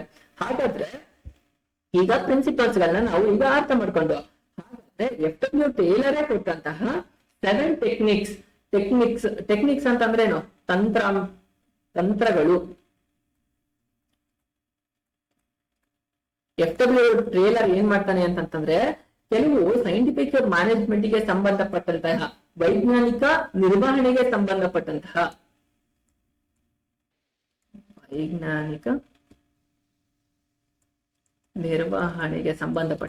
ಕೆಲವು ಟೆಕ್ನಿಕ್ಗಳು ತಂತ್ರಾಂಶಗಳನ್ನ ಕೊಟ್ಟರು. ಈ 7 ತಂತ್ರಾಂಶಗಳನ್ನ ಅಡಾಪ್ಟ್ ಮಾಡ್ಕೊಳ್ಳೋದ್ರಿಂದ ಬಿಸ್ನೆಸ್ ತುಂಬಾ ಚೆನ್ನಾಗಿ ಸ್ಮೂತ್ ಆಗಿ ರನ್ ಆಗುತ್ತೆ. ಹಾಗೆ ಪ್ರಾಫಿಟ್ ಮೇಕಿಂಗ್ ಅಲ್ಲಿ ಲಾಂಗ್ ಟರ್ಮ್ ಅಲ್ಲಿ ಅದು ಗ್ರೋತ್ ಆಗ್ಲಿಕ್ಕೆ ಅನುಕೂಲ ಆಗುತ್ತೆ ಅಂತ ಅಂದ್ಬಿಟ್ಟು 7 ಮೇನ್ ಇಂಪಾರ್ಟೆಂಟ್ ಟೆಕ್ನಿಕಲ್ ನ ಕೊಡ್ತಾ ಹೋಗ್ತಾರೆ. ಆ ಯಾವ್ಯಾವ್ದು ಟೆಕ್ನಿಕಲ್ ಅಂತ ಅಂದ್ಬಿಟ್ಟು 1 by 1 ಅರ್ಥ ಮಾಡ್ಕೊಳ್ತಾ ಹೋಗೋಣ. ಫಂಕ್ಷನಲ್ ಫೋರ್ಮ್ಯಾನ್ಶಿಪ್. ಏನು ಫಂಕ್ಷನಲ್ ಫೋರ್ಮ್ಯಾನ್ಶಿಪ್ ಅಂತಂದ್ರೆ, ಫಂಕ್ಷನಲ್ ಅಂತಂದ್ರೆ ಏನು, ಕ್ರಿಯಾತ್ಮಕ. ಫೋರ್ಮ್ಯಾನ್ಶಿಪ್ ಅಂತಂದ್ರೆ ಏನು, ಇನ್ಚಾರ್ಜ್ ಅಥವಾ ಹೆಡ್. ಇನ್ನೂ ಒಂದು ಸೂಪರ್ವೈಸರ್. ಏನ್ ಮಾಡ್ತಾರೆ ಹೆಡ್ಗಳು, ಎಲ್ಲಾನು ಏನು ಕೆಲಸಗಳನ್ನ ನಡೀತಾ ಇದ್ದೆ ಇಡೀ ಇಂಡಸ್ಟ್ರಿ ಒಳಗೆ ಅದನ್ನ ಮಾನಿಟರ್ ಮಾಡ್ತಾರೆ ತಾನೆ. ಇರ್ತಾರೆ ಅವರು ಏನ್ ಮಾಡ್ತಿರ್ತಾರೆ, ಎಲ್ಲಾ ಕೆಲಸ ಎಲ್ಲಾ ಬೇರೆ ಬೇರೆ ಡಿಪಾರ್ಟ್ಮೆಂಟ್ ಗಳಲ್ಲಿ ಏನೇನ್ ಕೆಲಸಗಳು ನಡೀತಾ ಇದೆ ಅದು ಸ್ಮೂತ್ ಆಗಿ ನಡೀತಾ ಇದೆಯಾ, ಅದು ತುಂಬಾ ಚೆನ್ನಾಗಿ ಎಫೆಕ್ಟಿವ್ ಆಗಿ ಎಫಿಷಿಯಂಟ್ ಆಗಿ ಟೈಮ್ ಪ್ರಕಾರ ಮಾಡ್ತಾ ಇದೆಯಾ ಅಂತ ಅಂದ್ಬಿಟ್ಟು ಎಲ್ಲವನ್ನ ಅಬ್ಸರ್ವ್ ಮಾಡ್ತಾರೆ. ಅದನ್ನ ಫೋರ್ಮ್ಯಾನ್ಶಿಪ್ ಅಂತಂದ್ರೆ ಆ ಇನ್ಚಾರ್ಜು ಕ್ರಿಯಾತ್ಮಕವಾಗಿ ಕೆಲಸವನ್ನ ಮಾಡ್ತಾ ಇದಾರಾ ಅನ್ನೋದನ್ನ ಈ ಟೆಕ್ನಿಕ್ ಅಲ್ಲಿ ಮೊದಲನೇ ಟೆಕ್ನಿಕ್ ಆಗಿರುತ್ತೆ. ಹಾಗಾದ್ರೆ ಈ ಫಂಕ್ಷನಲ್ ಫೋರ್ಮ್ಯಾನ್ಶಿಪ್ ಕ್ರಿಯಾತ್ಮಕವಾದಂತಹ ಒಬ್ಬ ಇನ್ಚಾರ್ಜ್ ಏನೇನ್ ಕೆಲಸಗಳನ್ನ ಮಾಡ್ತಾನೆ, ಅವನ್ ಅಂಡರ್ ಅಲ್ಲಿ ಯಾರ್ಯಾರು ಬರ್ತಾರೆ ಅಂತ ಅನ್ನೋದನ್ನ ನೋಡೋಣ. ಈ ಫೋರ್ಮ್ಯಾನ್ಶಿಪ್ ಅಲ್ಲಿ ಯಾರು ಇನ್ಚಾರ್ಜ್ ಇರ್ತಾರಲ್ಲ, ಇನ್ಚಾರ್ಜ್ಗೆ ಬೇರೆ ಬೇರೆ ರೀತಿಯಾದಂತಹ ಕ್ವಾಲಿಫಿಕೇಶನ್. ಈಗ ಕೆಲವರಿಗೆ ಸ್ಪೆಸಿಫಿಕ್ ಆಗಿ ಕ್ವಾಲಿಫಿಕೇಶನ್ ಇರುತ್ತೆ, ಎಜುಕೇಶನ್ ಇರುತ್ತೆ, ಅವ್ರ ಬ್ಯಾಕ್ ಗ್ರೌಂಡ್ ಅದೇ ತರ ಇರುತ್ತೆ. ಅವ್ರಿಗೆ ಈಗಾಗಲೇ ಒಂದಷ್ಟು ಎಕ್ಸ್ಪೀರಿಯನ್ಸ್ ಆಗಿರ್ಬೋದು, ಜಡ್ಜ್ಮೆಂಟ್ ಮಾಡಿ ಡಿಸಿಷನ್ ಮೇಕಿಂಗ್ ಪ್ರೋಸೆಸ್ ಅಲ್ಲಿ ಅವರು ತುಂಬಾ ಚೆನ್ನಾಗಿ ಕೊಡ್ತಕ್ಕಂತ ಆಗಿರ್ಬೋದು, ಒಂದು ಡಿಸಿಷನ್ ಮೇಕಿಂಗ್ ಆಗಿರ್ಲಿ, ಅವ್ರಿಗೆ ಇಂಟೆಲಿಜೆನ್ಸ್ ತುಂಬಾ ಇರ್ಬೋದು, ತುಂಬಾ ಚೆನ್ನಾಗಿರ್ಬೋದು. ಪ್ರತಿಯೊಬ್ಬರಿಗೂ ಬೇರೆ ಬೇರೆ ಡಿಪಾರ್ಟ್ಮೆಂಟ್ ಅಲ್ಲಿ ಇರೋರಿಗೆ ಅಥವಾ ಬೇರೆ ಬೇರೆ ಸ್ಟೇಜ್ ಅಲ್ಲಿ ಇರೋರಿಗೆ ಬೇರೆ ಬೇರೆ ರೀತಿಯಾದಂತಹ ಎಕ್ಸ್ಪೀರಿಯನ್ಸ್ ಇರುತ್ತೆ. ಬೇರೆ ಬೇರೆಯವರು ಬೇರೆ ತರದ ಚಾಲೆಂಜ್ ಗಳು ಬಂದಾಗ ಕೆಲವೊಬ್ಬರು ಬೇರೆ ಬೇರೆ ರೀತಿಯಾದಂತಹ ರೆಸ್ಪಾನ್ಸ್ ಗಳನ್ನ ಮಾಡ್ತಾರೆ. ಕೆಲವು ಸಲ ಕೆಲವರು ಕೊಡ್ತಕ್ಕಂತಹ ಏನು ರೆಸ್ಪಾನ್ಸ್ಗಳು ತುಂಬಾ ಆ ಟೈಮಿಗೆ ತುಂಬಾ ಅಕ್ಯುರೇಟ್ ಆಗಿರುತ್ತೆ. ಸೊ ಆ ತರದ್ದು ಯಾವ್ಯಾವ್ದು ಏನು ಹೇಗೆ ನಡೆಯುತ್ತೆ, ಸೈಂಟಿಫಿಕಲಿ ಏನು ಫಾರ್ಮಲ್ ಫಂಕ್ಷನಲ್ ಫಾರ್ಮನ್ಶಿಪ್ ಕ್ರಿಯಾತ್ಮಕವಾಗಿ ಆ ಇನ್ಚಾರ್ಜ್ ಏನೇನನ್ನ ಮಾಡ್ತಾನೆ ಅದರ ಅಂಡರ್ ಅಲ್ಲಿ ಏನೇನ್ ಬರ್ತದೆ ಅಂತ ಅಂದ್ಬಿಟ್ಟು ನಾವು ನೋಡ್ತಾ ಹೋಗೋಣ. ಫ್ಯಾಕ್ಟರಿ ಮ್ಯಾನೇಜರ್ ಅಂಡರ್ ಅಲ್ಲಿ ಇಬ್ರು ಬರ್ತಾರೆ ಮೇನ್ ಆಗಿ, ಪ್ಲಾನಿಂಗ್ ಇನ್ಚಾರ್ಜ್, ಪ್ರೊಡಕ್ಷನ್ ಇನ್ಚಾರ್ಜ್. ಏನು ಫ್ಯಾಕ್ಟರಿ ಅಂತಂದ್ರೆ ದೊಡ್ಡ ದೊಡ್ಡ ಫ್ಯಾಕ್ಟರಿಗಳಿದೆ. ನೀವು ಇಂಡಸ್ಟ್ರಿಯಲ್ ವಿಸಿಟ್ ಹೋದಾಗ ನೀವು ನೋಡಿರ್ಬೋದೇನೋ ಅಂತ ಅನ್ಕೊಳ್ತೀರಿ. ನೀವು ಇಂಡಸ್ಟ್ರಿಯಲ್ ವಿಸಿಟ್ ಹೋದಾಗ ನೀವು ಐರನ್ ಅಂಡ್ ಓಲ್ ಇಂಡಸ್ಟ್ರಿಗಳೆಲ್ಲ ಹೋದ್ರಿ ಅಥವಾ ಏನೋ ಕಬ್ಬಿನ ಕಾರ್ಖಾನೆಗಳೆಲ್ಲ ನೋಡ್ತೀರಾ ಅಂತಂದ್ರೆ ಅದು ತುಂಬಾ, ಈಗ ಗೋಲ್ಡ್ ಮೈನೆ ಆಗಿರ್ಬೋದು, ಅದೆಲ್ಲ ಹೇಗೆ ಅಂತಂದ್ರೆ ತುಂಬಾ ಆಳ ತನಕ ಹೋಗಿರುತ್ತೆ. ಸೊ ಅಲ್ಲೆಲ್ಲ ನೋಡಿ ತಿಳ್ಕೊಳ್ಳ ಅಂತ ಪ್ರಾಕ್ಟಿಕಲ್ ಆಗಿ ನೋಡಿದಾಗಲೇ ನಿಮ್ಗೆ ಅದೆಲ್ಲ ಅನುಭವಗಳು ಆಗ್ತಕ್ಕಂಥದ್ದು. ಅಂತ ದೊಡ್ಡ ದೊಡ್ಡ ಫ್ಯಾಕ್ಟ್ರಿಗಳಲ್ಲಿ ಯಾವ ತರ ಕೆಲಸ ನಡೆಯುತ್ತೆ ಅಂತಂದ್ರೆ ಫ್ಯಾಕ್ಟ್ರಿ ಮ್ಯಾನೇಜರ್ ಅಂಡರ್ ಅಲ್ಲಿ ಇಬ್ರು ಮೇನ್ ಆಗಿ ಬರ್ತಾರೆ. ಯಾರಂತಂದ್ರೆ ಪ್ಲಾನಿಂಗ್ ಇನ್ಚಾರ್ಜ್ ಮತ್ತೆ ಪ್ರೊಡಕ್ಷನ್ ಇನ್ಚಾರ್ಜ್. ಪ್ಲಾನಿಂಗ್ ಇನ್ಚಾರ್ಜ್ ಅಂತಂದ್ರೆ ಏನು, ಆತ ಯೋಜನೆಯನ್ನ ನಿರೂಪಿಸುವವನಾಗಿರ್ತಾನೆ. ಯೋಜನೆ ಪ್ಲಾನ್ ಅಂತಂದ್ರೆ ಏನು, ಯೋಜನೆಯನ್ನ ನಿರೂಪಿಸುವವರು. ಇನ್ಚಾರ್ಜ್ ಏನ್ ಕೆಲಸವನ್ನ ಆಗ್ಬೇಕು ಅನ್ನೋದನ್ನ ನೋಡ್ತಕ್ಕಂತಹದ್ದು, ಯೋಜನೆಯನ್ನ ನಿಯೋಜಿಸುವ ಆಗಿರುತ್ತೆ ಕೆಲಸ. ಪ್ಲಾನಿಂಗ್ ಇನ್ಚಾರ್ಜ್ ಬರ್ತಾನೆ. ಪ್ರೊಡಕ್ಷನ್ ಇನ್ಚಾರ್ಜ್, ಪ್ರೊಡಕ್ಷನ್ ಅಂತಂದ್ರೆ ಏನು, ಯಾವ ಪ್ರಾಡಕ್ಟ್ ಅವತ್ತು ಔಟ್ಪುಟ್ ಆಗ್ತದೆ. ಈಗ ನೀವು ನಿಮ್ಮ ಸುತ್ತಮುತ್ತನೇ ಇರ್ತಕ್ಕಂತಹ ಕೆಲವು ಎಕ್ಸಾಂಪಲ್ ಕೊಟ್ಟು ಹೇಳ್ತೀನಿ ನೋಡಿ. ಇಲ್ಲಿ ಯಾರೋ ಪೇರೆಂಟ್ಸ್ ಗಳು ಅಥವಾ ಯಾರಾದ್ರು ಗಾರ್ಮೆಂಟ್ಸ್ ಕೆಲಸಕ್ಕೆ ಹೋಗ್ಬೋದು. ಅವರು ಏನ್ ಮಾಡ್ತಾರೆ ಅಂತಂತಂದ್ರೆ ಒಂದು ಬಲ್ಕ್ ನ ಒಂದು ದಿನದಲ್ಲಿ ಇಂಥ ಸೈಜ್, ಈಗ ನಾವು ಯಾವ್ದಾರ ಒಂದು ಐಟಮ್ ಒಂದು ಶರ್ಟ್ ಏನೋ ಸಮಥಿಂಗ್ ಪರ್ಚೇಸ್ ಮಾಡ್ತೀವಿ ಅಂತಂದ್ರೆ ಸ್ಮಾಲ್, ಮೀಡಿಯಂ, ಲಾರ್ಜ್ ಸೈಜ್ ಇರುತ್ತೆ ಅಲ್ಲ. ಒಂದಿನ ಏನ್ ಮಾಡ್ತಾರೆ ಅವರು ಕಂಪ್ಲೀಟ್ ಆಗಿ ಸ್ಮಾಲ್ ಸೈಜ್ ಅನ್ನೇ ಹೊಲ್ಬಿಡ್ತಾರೆ. ಇನ್ನೊಂದ್ ದಿನ ಏನ್ ಮಾಡ್ತಾರೆ ಮೀಡಿಯಂ ಸೈಜೇ ಹೊಲಿತಾರೆ, ಇನ್ನೊಂದ್ ದಿನ ಲಾರ್ಜ್ ಸೈಜೇ ಹೊಲಿತಾರೆ. ಯಾವಾಗ ಈ ತರ ಒಂದು ದಿನ ಒಂದೇ ಪರ್ಟಿಕ್ಯುಲರ್ ಆಗಿ ಕಾನ್ಸಂಟ್ರೇಟ್ ಮಾಡ್ತಾರೆ ಅವಾಗ ಏನಾಗುತ್ತೆ, ತುಂಬಾ ಚೆನ್ನಾಗಿ ಔಟ್ಪುಟ್ ಬರ್ತಾ ಹೋಗುತ್ತೆ. ಒಂದೇ ದಿನ ಈಗ 3 ದಿನ ಡಿವೈಡ್ ಮಾಡಿದಾಗ ತುಂಬಾ ಚೆನ್ನಾಗಿ ಸ್ಮೂತ್ ಆಗಿ ಅದು ಎಲ್ಲ, ಒಬ್ಬ ಕಟಿಂಗ್ ಮಾಡೋನು ಸ್ಮಾಲ್ ಸೈಜ್ ಮೇಲೆ ಮಾಡ್ದ, ಅದಾದ್ಮೇಲೆ ಹೊಲಿಯೋರು ಎಲ್ಲರೂ ಸ್ಮಾಲ್ ಸೈಜ್ ಮೇಲೆ ಹೊಲಿದ್ರು. ಅದೇ ಒಂದೇ ದಿನದಲ್ಲಿ ಸ್ಮಾಲ್ ಸೈಜ್ ಹೊಡಿ, ಮೀಡಿಯಂ ಸೈಜ್ ಹೊಡಿ, ಲಾರ್ಜ್ ಸ್ಕೇಲ್ ಹೊಡಿ ಅಂತಂದಾಗ ಕಟ್ ಮಾಡ್ಬೇಕಾಗಿರೋನು ಐಟಮ್ಗಳನ್ನ ಬೇರೆ ಬೇರೆ ಶೇಪ್ ಅಲ್ಲಿ ಕಟ್ ಮಾಡ್ಬೇಕಾಗುತ್ತೆ. ಹೊಲಿಬೇಕಾಗಿರೋ ಬೇರೆ ಬೇರೆ ಟೈಮಲ್ಲಿ ಬೇರೆ ಬೇರೆ ತರದ್ದು ಹೊಲಿಬೇಕಾಗುತ್ತೆ. ಸೊ ಹಾಗಾಗಿ ಕಾನ್ಫ್ಲಿಕ್ಟ್ ಕ್ರಿಯೇಟ್ ಆಗುತ್ತೆ. ಕಾನ್ಫ್ಲಿಕ್ಟ್ ಕ್ರಿಯೇಟ್ ಆಗದ ಮೋರ್ ಓವರ್ ಇನ್ನೂ ಒಂದೇನಂದ್ರೆ ಪ್ರೊಡಕ್ಷನ್ ಕಮ್ಮಿ ಆಗುತ್ತೆ. ಹಾಗಾಗಿ ಒಂದು ಟೈಮ್ ಅಲ್ಲಿ ಯಾವ ತರದನ್ನ ಪ್ರೊಡಕ್ಷನ್ ನ ಮಾಡಿದಾಗ ಅದು ಮ್ಯಾಕ್ಸಿಮಮ್ ಬೆನಿಫಿಟ್ ಸಿಗುತ್ತೆ ಅನ್ನೋ ಆ ತರದ್ದು ಇನ್ಚಾರ್ಜ್ ಬೇಕಾಗುತ್ತೆ. ಒಂದು ಟೈಪ್ ಪ್ಲಾನ್ ಮಾಡಿ ಏನೇನ್ ಕೆಲಸ ಆಗ್ಬೇಕು ಅನ್ನೋದು ಒಂದು, ಒಬ್ಬ ವ್ಯಕ್ತಿ ಇನ್ಚಾರ್ಜ್ ಇರ್ಬೇಕಾಗತ್ತೆ. ಇನ್ನೊಬ್ಬ ಪ್ರೊಡಕ್ಷನ್ ಗೆ ಸಂಬಂಧಪಟ್ಟಂಗೆ ಯಾವ ಪ್ರೊಡಕ್ಷನ್ ಅವತ್ತು ಮೂವ್ ಆಗ್ಬೇಕು, ಯಾವ ಪ್ರೊಡಕ್ಷನ್ ಕಂಪ್ಲೀಟ್ ಆಗ್ಬೇಕು ಕೆಲಸ ಅನ್ನೋದ್ರದ್ದು ಇನ್ಚಾರ್ಜ್ ಒಬ್ರು ಇರ್ತಾರೆ. ಇಬ್ರು ಯಾರಂದ್ರಲ್ಲಿ ಫ್ಯಾಕ್ಟ್ರಿ ಮ್ಯಾನೇಜರ್ ಅಂಡರ್ ಅಲ್ಲಿ ಇಬ್ರು ಬರ್ತಾರೆ ಅಂತ ಅಂದ್ಬಿಟ್ಟು ಹೇಳ್ತಾ ಇದಾರೆ. ಹಾಗಾದ್ರೆ ಪ್ಲಾನಿಂಗ್ ಇನ್ಚಾರ್ಜ್ ಅಂಡರ್ ಅಲ್ಲಿ ಯಾರ್ಯಾರು ಬರ್ತಾರೆ ಅಂತ ಅಂದ್ಬಿಟ್ಟು ನೋಡೋಣ. Instruction card clerk. ಏನು ಇನ್ಸ್ಟ್ರಕ್ಷನ್ ಅಂತಂದ್ರೆ ಅವತ್ತಿನ ದಿನದಲ್ಲಿ ಏನೇನ್ ಇನ್ಸ್ಟ್ರಕ್ಷನ್ಸ್ ಗಳನ್ನ ಕೊಡ್ಬೇಕು. ಅದೇ ಫಾರ್ ಎಕ್ಸಾಂಪಲ್ ಇದು ಯಾರ ಅಂಡರ್ ಬರ್ತಾರೆ, ಪ್ಲಾನಿಂಗ್. ಒಬ್ಬ ಪ್ಲಾನಿಂಗ್ ಇನ್ಚಾರ್ಜ್ ಅಂಡರ್ ಅಲ್ಲಿ ಏನೇನ್ ಇನ್ಸ್ಟ್ರಕ್ಷನ್ಸ್ ಗಳನ್ನ ಕೊಟ್ರೆ ಕೆಲಸಗಳು ತುಂಬಾ ಸ್ಮೂತ್ ಆಗಿ ಆಗುತ್ತೆ ಅಂತ ಅಂದ್ಬಿಟ್ಟು ಆ ಪ್ಲಾನ್ ಇನ್ಸ್ಟ್ರಕ್ಷನ್ಸ್ ಗಳನ್ನ ಅವನು ಬರೆದು ಎಲ್ಲವನ್ನು ಆ ಕ್ಲರ್ಕ್ ಇನ್ಸ್ಟ್ರಕ್ಷನ್ ಗಳಿಗೆ ಸಂಬಂಧಪಟ್ಟಿದ್ದ ಸಂಪೂರ್ಣವಾಗಿ ಆತ ನೋಡ್ಕೊಳ್ಬೇಕಾಗತ್ತೆ ಅಂತ ಹೇಳ್ತಾ ಇದ್ದಾರೆ. ನೆಕ್ಸ್ಟ್ ರೂಟ್ ಚೆಕ್ ಅಂತಂದ್ರೆ ಏನ್ ಹೇಳ್ತಾರೆ ಅಂದ್ರೆ, ರೂಟ್ ಕ್ಲರ್ಕ್ ಮೇನ್ ಇಂಪಾರ್ಟೆಂಟ್ ಕೆಲಸ ಏನಾಗಿರುತ್ತೆ ಅಂತಂದ್ರೆ ಆತ ಅವತ್ತಿನ ರೂಟ್ ಅಲ್ಲಿ ಅವತ್ತಿನ ಪ್ರೊಡಕ್ಷನ್ ಅಲ್ಲಿ ಯಾವ ಕೆಲಸ ಸ್ಮೂತ್ ಆಗಿ ನಡಿಬೇಕು ಅಂತಂದ್ಬಿಟ್ಟು ಆತ ಯೋಜನೆಯನ್ನ ಹಾಕೊಳ್ಬೇಕಾಗತ್ತೆ. ಯಾವ ರೂಟ್ ಅಲ್ಲಿ ಯಾವ್ದು, ಈಗ ಬೇರೆ ಬೇರೆ ಡಿವಿಷನ್ ಇತ್ತು ಅಂತಂದ್ರೆ ಯಾವ್ದು ಇದ್ರಲ್ಲಿ ಅಂತ ಅನ್ಕೊಳ್ಳಿ. ಈಗ 300 ಎಂಪ್ಲಾಯೀಸ್ ಗಳು ಇದ್ರು ಅಂತ ಅನ್ಕೊಳ್ಳಿ. ಒಂದು ದಿನ ಎಲ್ಲಾ ರೀತಿಯಾದಂತಹ ಪ್ರಾಡಕ್ಟ್ ಐಟಮ್ ಗಳನ್ನ ಮ್ಯಾನುಫ್ಯಾಕ್ಚರಿಂಗ್ ಮಾಡ್ಬೇಕು ಅಂತ ಅನ್ಕೊಳ್ಳಿ. ಅಥವಾ ಒಂದು ಕ್ಲಾತ್ ಮೆಟೀರಿಯಲ್ ಯಾವ್ದೋ ಒಂದು ಕ್ಲಾತ್ ನ ಮಾಡ್ಬೇಕಾಗತ್ತೆ. ಅವ್ರಿಗೆ ಯಾವ್ದು ಡಿಮ್ಯಾಂಡ್ ಇರೋದೇನೋ ಸ್ಮಾಲ್ ಸೈಜ್ ಮಾಡ್ಬೇಕು, ಮೀಡಿಯಂ ಸೈಜ್ ಮಾಡ್ಬೇಕು, ಮತ್ತೆ ಇನ್ನೂ ಒಂದೇನಂತಂದ್ರೆ ಲಾರ್ಜ್ ಸೈಜ್ ಮಾಡ್ಬೇಕು ಅಂತ ಅನ್ಕೊಳ್ಳಿ. SML 3 ಸೈಜ್ ಮಾಡ್ಬೇಕು ಅಂತಂದ್ರೆ 300 ಎಂಪ್ಲಾಯಿ ಇದ್ರು ಅಂತಂದ್ರೆ 100 ಎಂಪ್ಲಾಯೀಸ್ ಗಳನ್ನ ಡಿವೈಡ್ ಮಾಡಿ ಆ ರೂಟ್ ಅಲ್ಲಿ ಯಾರ್ಯಾರು ಯಾವ್ದನ್ನ ಫೋಕಸ್ ಮಾಡ್ಬೇಕು ಅಂತಂದಾಗ ಅವ್ರಿಗೆ ಕ್ಲೀನ್ ಆಗಿ ಐಡಿಯಾ ಸಿಗುತ್ತೆ. ಒಂದು ಇನ್ಸ್ಟ್ರಕ್ಷನ್ ನ ಕೊಡ್ಬೇಕಾಗತ್ತೆ ವರ್ಕರ್ಸ್ ಗಳಿಗೆ, ಆ ಕ್ಲರ್ಕ್ ಇರ್ಬೇಕು ಯಾವ್ದನ್ನ ಮಾಡ್ಬೇಕು ಅಂತ ಅಂದ್ಬಿಟ್ಟು. ಇನ್ನೊಂದು ರೂಟ್ ಕ್ಲರ್ಕ್, ಆ ರೂಟ್ ಕ್ಲರ್ಕ್ ಯಾವ್ಯಾವ ರೂಟ್ ಅಲ್ಲಿ ಏನೇನ್ ಕೆಲಸಗಳು ನಡೆಯುತ್ತೆ ಅನ್ನೋದನ್ನ ಆತ ನೋಡ್ಕೊಳ್ತಾನೆ. ಅದಾದ್ಮೇಲೆ ಮೂರನೇದು ಯಾವ್ದು ಬರುತ್ತೆ ಅಂತಂದ್ರೆ ಟೈಮ್ ಅಂಡ್ ಕ್ಲಾಸ್ ಕ್ಲರ್ಕ್. ಯಾವ ಟೈಮ್ ಅಲ್ಲಿ ಯಾವ ಕೆಲಸಗಳು ನಡೀತಿದೆ, ಆ ನಡೀತಿರತಕ್ಕಂತಹ ಕೆಲಸಕ್ಕೆ ಎಷ್ಟು ಖರ್ಚು ಬೀಳ್ತಾ ಇದೆ. ಒಂದು ಪ್ರಾಡಕ್ಟ್ ನ ಈಗ ಒಂದು ಟಿ ಶರ್ಟ್ ಮಾಡಕ್ಕೆ ಒಂದು ಟೈಮ್ ಅಲ್ಲಿ ಈಗ ಮಾಡ್ತಾ ಇದಾರೆ, ಎಷ್ಟು ಖರ್ಚು ಆಗ್ತಾ ಇದೆ ಅನ್ನೋದನ್ನ, ಆ ಎಷ್ಟು ಟೈಮ್ ಅಲ್ಲಿ ಆ ಕೆಲಸ ಆಗ್ತಾ ಇದೆ, ಹಾಗೆ ಎಷ್ಟು ಕಾಸ್ಟ್ ಅಲ್ಲಿ ಅದು ಪ್ರಿಪೇರ್ ಆಗ್ತಾ ಇದೆ ಅನ್ನೋದನ್ನ ಅವರು ಚೆಕ್ ಮಾಡ್ಬೇಕಾಗತ್ತೆ. ಫೈನಲ್ ಆಗಿ ಡಿಸಿಪ್ಲಿನರಿಯನ್. ಏನು ಡಿಸಿಪ್ಲಿನರಿಯನ್ ಅಂತಂದ್ರೆ ಆತ ಈಗ ಪ್ಲಾನಿಂಗ್ ಇನ್ಚಾರ್ಜ್ ಅಂಡರ್ ಅಲ್ಲಿ ಬರ್ತಕ್ಕಂತಹ 4ನೇ ಇನ್ಚಾರ್ಜ್. ಇವನು ಎಲ್ಲಾ ಕೆಲಸವು ಡಿಸಿಪ್ಲಿನ್ ಆಗಿ ಅಂತಂದ್ರೆ ಯಾವುದೇ ರೀತಿಯಾದಂತಹ ಅಡೆತಡೆಗಳು ಇಲ್ಲದೆ ಕ್ಲೀನ್ ಆಗಿ ಸ್ಮೂತ್ ಆಗಿ ನಡೀತಾ ಇದೆಯಾ ಅಂತ ಅನ್ನೋದನ್ನ ಆತ ಚೆಕ್ ಮಾಡ್ಬೇಕಾಗತ್ತೆ. ಇಲ್ಲಿ ಏನ್ ಹೇಳ್ತಾನೆ, ಫಂಕ್ಷನಲ್ ಫಾರ್ಮ್ಯಾನ್ಶಿಪ್ ಅಲ್ಲಿ ಮೇನ್ ಆಗಿ 8 ಬೇರೆ ಬೇರೆ ರೀತಿಯಾದಂತಹ ಕ್ಲರ್ಕ್ ಅಥವಾ ಬಾಸ್ ಗಳು ಇರ್ಬೇಕಾಗುತ್ತೆ. ಅದು ಯಾರ್ಯಾರು ಅಂತ ಅಂದ್ಬಿಟ್ಟು 1 by 1 ನೋಡ್ತಾ ಇದೀವಿ. ಫಸ್ಟ್ ನದು ಇನ್ಸ್ಟ್ರಕ್ಷನ್ ಕಾರ್ಡ್ ಕ್ಲರ್ಕ್ ಅನ್ನೋದನ್ನ ನೋಡಾಯ್ತು. ಎರಡನೇದು ರೂಟ್ ಕ್ಲರ್ಕ್ ಯಾರು ಇರ್ತಾರೆ, ಅವ್ರು ಏನ್ ಕೆಲಸ ಮಾಡ್ತಾರೆ ಅನ್ನೋದು ಗೊತ್ತಾಯ್ತು. ಮೂರನೇದು ಟೈಮ್ ಅಂಡ್ ಕಾಸ್ಟ್ ಚೆಕ್ ಅನ್ನ ಯಾರು ಮಾಡ್ತಾರೆ, ಅವ್ರ ಕ್ಲರ್ಕ್ ಏನ್ ಕೆಲಸ ಮಾಡ್ತಾರೆ ಅನ್ನೋದು ಗೊತ್ತಾಯ್ತು. ಡಿಸಿಪ್ಲಿನೇರಿಯನ್ ಆತ ಏನ್ ಮಾಡ್ತಾನೆ ಅಂತಂದ್ರೆ ಎಲ್ಲಾ ಕೆಲಸನು ತುಂಬಾ ಕ್ಲೀನ್ ಆಗಿ ಸ್ಮೂತ್ ಆಗಿ ನಡೀತಾ ಇದೆಯಾ, ಆಫೀಸ್ ಅಲ್ಲಿ ಡಿಸಿಪ್ಲಿನ್ ಆಗಿದೆಯಾ ಅನ್ನೋದನ್ನ ಕಂಪ್ಲೀಟ್ ಆಗಿ ನೋಡ್ತಾ ಇರ್ತಾನೆ. ಸೊ ಅದಾದ್ಮೇಲೆ ನೀವೀಗ ಯಾವ್ದು ಪ್ಲಾನಿಂಗ್ ಇನ್ಚಾರ್ಜ್ ಈ ಅಂಡರ್ ಅಲ್ಲಿ ಬರ್ತಕ್ಕಂತಹದ್ದು ಯಾರ್ಯಾರು ಅಂತ ಗೊತ್ತಾಯ್ತು. ಇವರು ಒಬ್ಬ ಯಾರು ವರ್ಕ್ ಮಾಡ್ತಾನ ಆ ವರ್ಕ್ ಮ್ಯಾನ್ ನ ಫೋಕಸ್ ಮಾಡಿ ಅವನಿಂದ ಕೆಲಸವನ್ನ ತಗ್ಗಿಸ್ತಾ ಇರ್ತಾನೆ. ಪ್ಲಾನಿಂಗ್ ಇನ್ಚಾರ್ಜ್ ಈಗ ಸಾಫ್ಟ್ವೇರ್ ಮ್ಯಾನೇಜರ್ ಅಂಡರ್ ಅಲ್ಲಿ ಪ್ಲಾನಿಂಗ್ ಇನ್ಚಾರ್ಜ್ ಬಂದರು ಅಂತ ಗೊತ್ತಾಯ್ತು. ಆ ಪ್ಲಾನಿಂಗ್ ಇನ್ಚಾರ್ಜ್ ಅಂಡರ್ ಅಲ್ಲಿ ಯಾರ್ಯಾರು ಬರ್ತಾರೆ 4 ಡಿಫ್ರೆಂಟ್ ಟೈಪ್ ಆಫ್ ಪರ್ಸನ್ ಗಳು ಅನ್ನೋದು ನಿಮ್ಗೆ ಕಂಪ್ಲೀಟ್ ಆಗಿ ಯಾವ್ಯಾವ ಹೆಡ್ ಗಳು ಬರ್ತಾರೆ, ಅವ್ರಿಗೆ ಏನೇನ್ ಕೆಲಸಗಳನ್ನ ಮಾಡ್ಬೇಕಾಗತ್ತೆ ಅಂತ ಅನ್ನೋದು ಕಂಪ್ಲೀಟ್ ಆಗಿ ಗೊತ್ತಾಯ್ತು. ಈಗ ಪ್ರೊಡಕ್ಷನ್ ಇನ್ಚಾರ್ಜ್. ಏನು ಪ್ರೊಡಕ್ಷನ್ ಇನ್ಚಾರ್ಜ್ ಅಂತಂದ್ರೆ ಈಗ ಪ್ಲಾನಿಂಗ್ ಇನ್ಚಾರ್ಜ್ ಅಂತಂದ್ರೆ ಆತ ಒಬ್ಬ ಯೋಜನೆಯನ್ನು ನೀವು ನಿರೂಪಿಸೋನು ಅಂತ ಗೊತ್ತಾಯ್ತು. ಪ್ರೊಡಕ್ಷನ್ ಅಂತಂದ್ರೆ ಏನ್ ಪ್ರಾಡಕ್ಟ್ ನ ಪ್ರೊಡ್ಯೂಸ್ ಮಾಡ್ಬೇಕು, ಅವತ್ತು ಏನ್ ಮಾಡ್ಬೇಕು, ಯಾವ ಕೆಲಸವನ್ನ ಪ್ರೊಡಕ್ಷನ್ ಮಾಡಿ ಔಟ್ಪುಟ್ ನ ತಗೊಬರ್ಬೇಕು ಅಂತ ಅಂದ್ಬಿಟ್ಟು ಆ ಇನ್ಚಾರ್ಜ್ ಇರ್ತಾನೆ ಅಂತ ಹೇಳ್ತಿದ್ದಾನೆ. ಆತನ ಇನ್ಚಾರ್ಜ್ ಅಲ್ಲಿ ಯಾರ್ಯಾರು ಏನೇನ್ ಕೆಲಸಗಳನ್ನ ಮಾಡ್ತಾರೆ ಅನ್ನೋದನ್ನ ನೋಡೋಣ.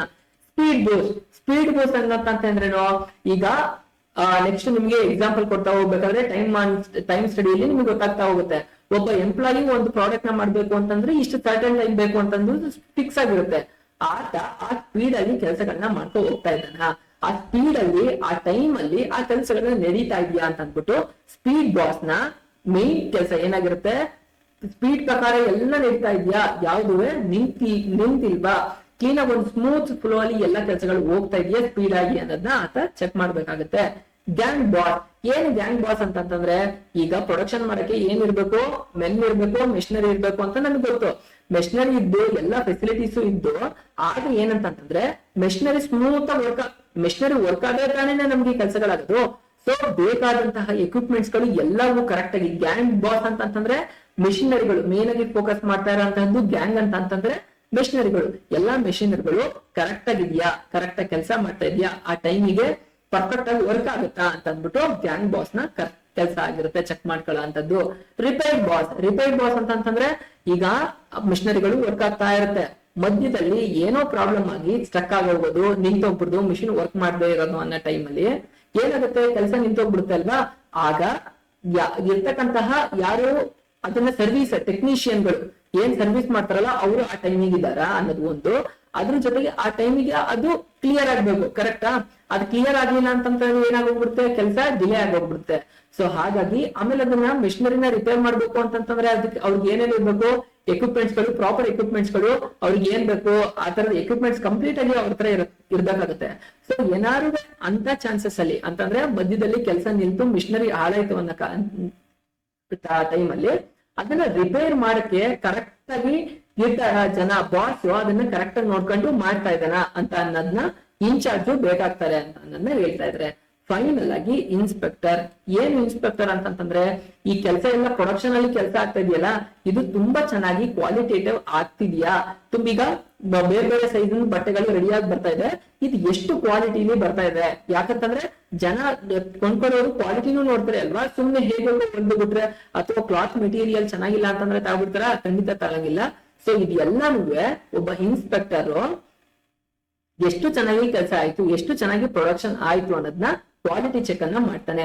ಇವ್ರೆಲ್ಲರೂ ಯಾರ ಮೇಲೆ, ವರ್ಕ್ ಮೆನ್ ಮೇಲೆ ಫೋಕಸ್ ಮಾಡ್ಬಿಟ್ಟು ಕೆಲಸವನ್ನ ತೆಗಿಸ್ತಾ ಇರ್ತಾರೆ ಅಂತ ಅಂದ್ಬಿಟ್ಟು ಗೊತ್ತಾಯ್ತು. ಈಗ ಗೈಸ್ ನಿಮ್ಗೆ ಫ್ಯಾಕ್ಟರಿ ಮ್ಯಾನೇಜರ್ ಅಲ್ಲಿ ಮೇನ್ ಆಗಿ ಇಬ್ರು ಬರ್ತಾರೆ ಅನ್ನೋದು ಗೊತ್ತಾಯ್ತು. ಯಾರು ಪ್ಲಾನಿಂಗ್ ಇನ್ಚಾರ್ಜ್ ಮತ್ತೆ ಪ್ರೊಡಕ್ಷನ್ ಇನ್ಚಾರ್ಜ್. ಪ್ಲಾನಿಂಗ್ ಇನ್ಚಾರ್ಜ್ ಅಲ್ಲಿ ಯಾರು ಮೇನ್ ಆಗಿ ನಾಲ್ಕು ಬರ್ತಾರೆ ಅಂತ ಅಂದ್ಬಿಟ್ಟು ಗೊತ್ತಾಯ್ತು. ಇನ್ಸ್ಟ್ರಕ್ಷನ್ ಕ್ಲರ್ಕ್ ಬರ್ತಾರೆ, ಇನ್ಸ್ಟ್ರಕ್ಷನ್ ಕಾರ್ಡ್ ಯಾವ ಕೆಲಸವನ್ನ ಮಾಡ್ಬೇಕು ಅಂತ ಹೇಳಿದ್ರು. ರೂಟ್ ಕ್ಲರ್ಕ್ ಯಾವ ರೂಟ್ ಅಲ್ಲಿ ಏನ್ ಕೆಲಸ ನಡಿಬೇಕು ಅನ್ನೋದೊಂದು ಆಗುತ್ತೆ. ಟೈಮ್ ಅಂಡ್ ಕಾಸ್ಟ್ ಕ್ಲರ್ಕ್ ಏನಂತಂದ್ರೆ ಯಾವ ಟೈಮ್ ಅಲ್ಲಿ ಯಾವ ಕೆಲಸವನ್ನ ಮಾಡೋದ್ರಿಂದ ಚೀಪ್ ಅಂಡ್ ಬೆಸ್ಟ್ ವೇ ಅಲ್ಲಿ ಆಗುತ್ತೆ ಅನ್ನೋದನ್ನ ನೋಡ್ತಾ ಇದಾರೆ. ಆ ಕೆಲಸಗಳೆಲ್ಲ ಡಿಸಿಪ್ಲಿನ್ ಆಗಿ ಆಗ್ತಾ ಇದೆಯಾ ಅಂತ ಅಂದ್ಬಿಟ್ಟು 4ನೇವರು ನೋಡ್ತಾರೆ. ಈ ಇಷ್ಟೋ ಜನ 4 ಜನ ಪ್ಲಾನಿಂಗ್ ಇನ್ಚಾರ್ಜ್ ಅಂಡರ್ ಅಲ್ಲಿ ಬರ್ತಾರೆ. ಹಾಗೆ ಇನ್ನೊಂದು ಡಿವಿಷನ್ ಇದೆ, ಕ್ಲಾಸಿಫಿಕೇಶನ್ ಇದೆ, ಪ್ರೊಡಕ್ಷನ್ ಇನ್ಚಾರ್ಜ್. ಪ್ರೊಡಕ್ಷನ್ ಇನ್ಚಾರ್ಜ್ ಅಲ್ಲಿ ಮತ್ತೆ 4 ಮೇನ್ ಡಿವಿಷನ್ ಗಳು ಬರ್ತಾ ಹೋಗುತ್ತೆ. ಅವರು ಕೆಲಸಗಳನ್ನ ಬೇರೆ ಬೇರೆ ಕೆಲಸಗಳನ್ನ ಮಾಡ್ಬೇಕಾಗತ್ತೆ. ಸ್ಪೀಡ್ ಬಾಸ್ ಈತ ಎಲ್ಲ ಟೈಮ್ ಅಲ್ಲಿಗೆ ಕರೆಕ್ಟ್ ಆಗಿ ಸ್ಪೀಡ್ ಆಗಿ ಎಲ್ಲ ಕೆಲಸಗಳು ತುಂಬಾ ಚೆನ್ನಾಗಿ ಸ್ಮೂತ್ ಆಗಿ ಆಗ್ತಿದ್ಯಾ ಅಂತ ನೋಡ್ಕೊಳ್ಬೇಕಾಗತ್ತೆ. ಗ್ಯಾಂಗ್ ಬಾಸ್ ಅಂತಂದ್ರೆ ಮೆಷಿನರಿಗಳು ಕರೆಕ್ಟ್ ಆಗಿದ್ಯಾ ಅಂತ ಅಂದ್ಬಿಟ್ಟು ಚೆಕ್ ಮಾಡ್ಬೇಕಾಗತ್ತೆ. ರಿಪೇರ್ ಬಾಸ್ ಅಂತಂದ್ರೆ ಏನಾದ್ರು ಈ ಸಪೋಸ್ ಮಿಡಲ್ ಅಲ್ಲಿ ಪ್ರಾಬ್ಲಮ್ ಆಯ್ತು ಮಿಷಿನರಿಗೆ ಅಂತಂದ್ರೆ ಅದನ್ನ ರಿಕವರಿ ಮಾಡಿ ಮತ್ತೆ ವರ್ಕ್ ಮಾಡಕ್ಕೆ ಅನುಕೂಲ ಆಗ್ತಕ್ಕಂತಹ ಫೆಸಿಲಿಟಿ ಏನೇನಿದೆ, ಅವತ್ತಿನ ಕೆಲಸ ಅಲ್ಲಿ ಏನ್ ಪ್ರಾಬ್ಲಮ್ ಆಗುತ್ತೆ ಅಲ್ಲೇನೆ ಕ್ಲಿಯರ್ ಮಾಡ್ಬಿಟ್ಟು ಮತ್ತೆ ಪ್ರೊಡಕ್ಷನ್ ಆಗ್ತಕ್ಕಂಥ ಸ್ಮೂತ್ ಆಗಿ ನಡೀತಕ್ಕಂತಹ ರಿಪೇರ್ಗೆ ಸಂಬಂಧಪಟ್ಟಿದ್ದಂತಹ ಬಾಸ್ಗೆ ಸಂಬಂಧಪಟ್ಟಂತಹ ಆ ಕೆಲಸಗಳು ಕ್ಲೀನ್ ಆಗಿ ಮೆಷಿನರಿಲಿ ಏನಾದ್ರು ಡ್ಯಾಮೇಜ್ ಆಯ್ತು ಅಂದ ತಕ್ಷಣ ಅಲ್ಲೇನೆ ಕ್ಲಿಯರ್ ಮಾಡಿ ಮತ್ತೆ production continues non stop work ಎಲ್ಲೂ ನಿಂತ್ಕೊಳ್ಳಾರ್ದಂಗೆ ಸ್ಮೂತ್ ಆಗಿ ಫ್ಲೋ ಮಾಡ್ಬೇಕಾಗತ್ತೆ. 8ನೇದು ಇನ್ಸ್ಪೆಕ್ಟರ್. ಇನ್ಸ್ಪೆಕ್ಟರ್ ಏನ್ ಮಾಡ್ತಾನೆ, ನಡೀತಕ್ಕಂತಹ ಎಲ್ಲಾ ಕೆಲಸಗಳು ಕಂಪ್ಲೀಟ್ ಆಗಿ ಇನ್ಸ್ಪೆಕ್ಷನ್ ನ ಮಾಡ್ತಾನೆ. ಕ್ವಾಲಿಟಿ ಇತ್ತಾ, ಯಾವ ತರ ಔಟ್ಪುಟ್ ಬಂತು ಅಂತ ಅಂದ್ಬಿಟ್ಟು ಕಂಪ್ಲೀಟ್ ಆಗಿ ಆಗುತ್ತೆ. ಇವ್ರು ಎಲ್ಲ ವರ್ಕ್ ಮ್ಯಾನ್ ಯಾರು ವರ್ಕ್ ಮಾಡ್ತಾ ಇರ್ತಾನೆ ಅವನ ಮೇಲೆ ಫೋಕಸ್ ಮಾಡ್ತಾರೆ ಅಂತ ಅಂದ್ಬಿಟ್ಟು ಹೇಳ್ತಾ ಇದಾರೆ. ಇದು technique of scientific management Taylor ಕೊಟ್ಟಂತಹ ಸೈಂಟಿಫಿಕ್ ಮ್ಯಾನೇಜ್ಮೆಂಟ್ ನ ಮೊದಲನೇ ಟೆಕ್ನಿಕ್ ಆಗಿದೆ.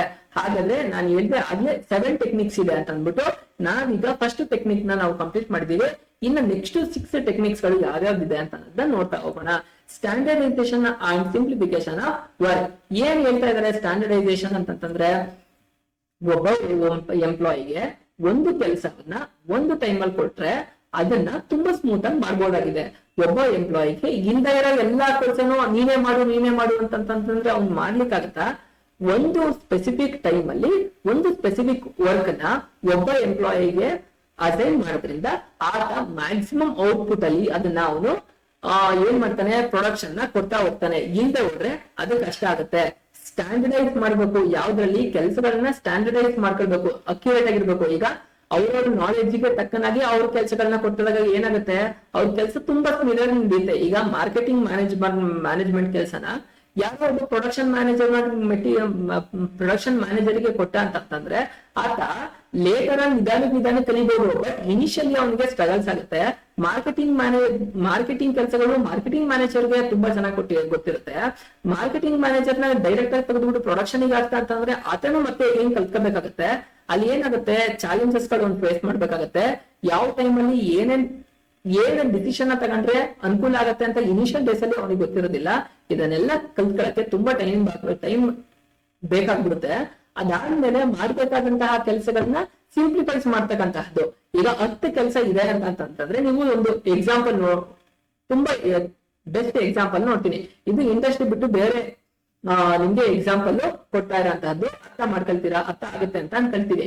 ಈಗ ನಿಮ್ಗೆ ಇನ್ನೂ ಏನ್ ಸಿಕ್ಕಿರಲ್ಲ, ವೋಟರ್ ID ಸಿಕ್ಕಿರೋದಿಲ್ಲ. ಅಫ್ಕೋರ್ಸ್ ನೀವು ವೋಟ್ ಮಾಡಕ ಹೋಗಿರೋದಿಲ್ಲ.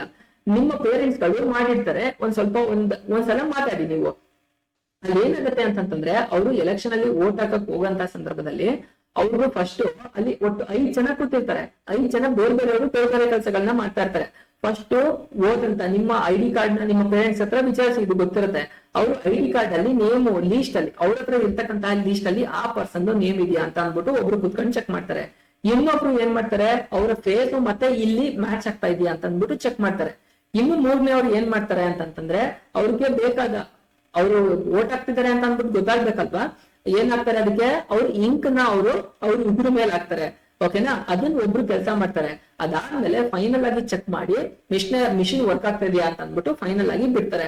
ಸೊ ಹೀಗೆ ಏನಕ್ಕೆ ಎಲ್ಲವನ್ನು ಸಣ್ಣ ಸಣ್ಣ ಕೆಲಸ, ಇವೆಲ್ಲ ತುಂಬಾ ಚಿಕ್ಕ ಚಿಕ್ಕ ಕೆಲಸ ಅಲ್ವಾ, ಒಬ್ಬರೇ ಕೆಲಸ ಮಾಡ್ಬೋದು ಅನ್ಸುತ್ತೆ, ಆದ್ರೂ ಯಾಕೆ ಡಿವೈಡ್ ಮಾಡ್ತಾರೆ, ಏನಕ್ಕೆ ಅಂದ್ರೆ ಸ್ಮೂತ್ ಆಗಿ ಕೆಲಸಗಳು ಆಗ್ಲಿ, ಯಾವುದೇ ರೀತಿಯಾದಂತಹ ಮಿಸ್ಟೇಕ್ ಗಳು ಆಗ್ಬಾರ್ದು ಅಂತ ಅಂದ್ಬಿಟ್ಟು ಅವರು ಸ್ಮೂತ್ ಆಗಿ ಮಾಡ್ತಾ ಹೋಗ್ತಾರೆ. ಪ್ರತಿ ಒಂದು ಸಣ್ಣ ಕೆಲಸವನ್ನ ಡಿವೈಡ್ ಮಾಡ್ತಾರೆ. ಹಾಗೇನೆ ಇಂಡಸ್ಟ್ರಿ ಒಳಗೆ ಒಂದು ಸಣ್ಣ ಕೆಲಸವನ್ನ ಪ್ರತಿಯೊಬ್ಬರಿಗೂ ಡಿವೈಡ್ ಮಾಡೋದ್ರಿಂದ ಅವ್ರ ಪ್ರೊಡಕ್ಟಿವಿಟಿ ತುಂಬಾ ಇಂಪ್ರೂವ್ ಆಗುತ್ತೆ ಅಂತ ಹೇಳ್ತಾ ಇದ್ದಾರೆ. ಸಿಂಪ್ಲಿಫಿಕೇಶನ್ ಆಫ್ ವರ್ಕ್ ನ ಸಿಂಪಲ್ ಆಗಿ ಸಿಂಪ್ಲಿಫೈಸ್ ಮಾಡ್ಬೇಕು. ತುಂಬಾ ಎಲ್ಲ ವರ್ಕ್ ನ ಒಟ್ಟಿಗೆ ಕೊಟ್ರೆ ಅದು ಬರ್ಡನ್ ಆಗ್ಬಿಡುತ್ತೆ, ಮಾಡಕ್ ಆಗೋದಿಲ್ಲ. ಸೊ ಸ್ಟ್ಯಾಂಡರ್ಡೈಸ್ ಬೇಕು ಅಂತಂದ್ರೆ ವರ್ಕ್ ನ ಸಿಂಪ್ಲಿಫೈಸ್ ಮಾಡ್ಬೇಕಾಗತ್ತೆ ಅಂತ ಅಂದ್ಬಿಟ್ಟು ಇವರು ಹೇಳ್ತಾ ಇದ್ದಾರೆ. ಸೊ ನಿಮ್ಗೆ ಎರಡನೇದು ಏನೋ principles of technique of scientific management ಎರಡನೇ ಪಾಯಿಂಟ್ ನಿಮ್ಗೆ ಗೊತ್ತಾಯ್ತು. ಇನ್ನ ಮೆಥಡ್ ಸ್ಟಡಿ.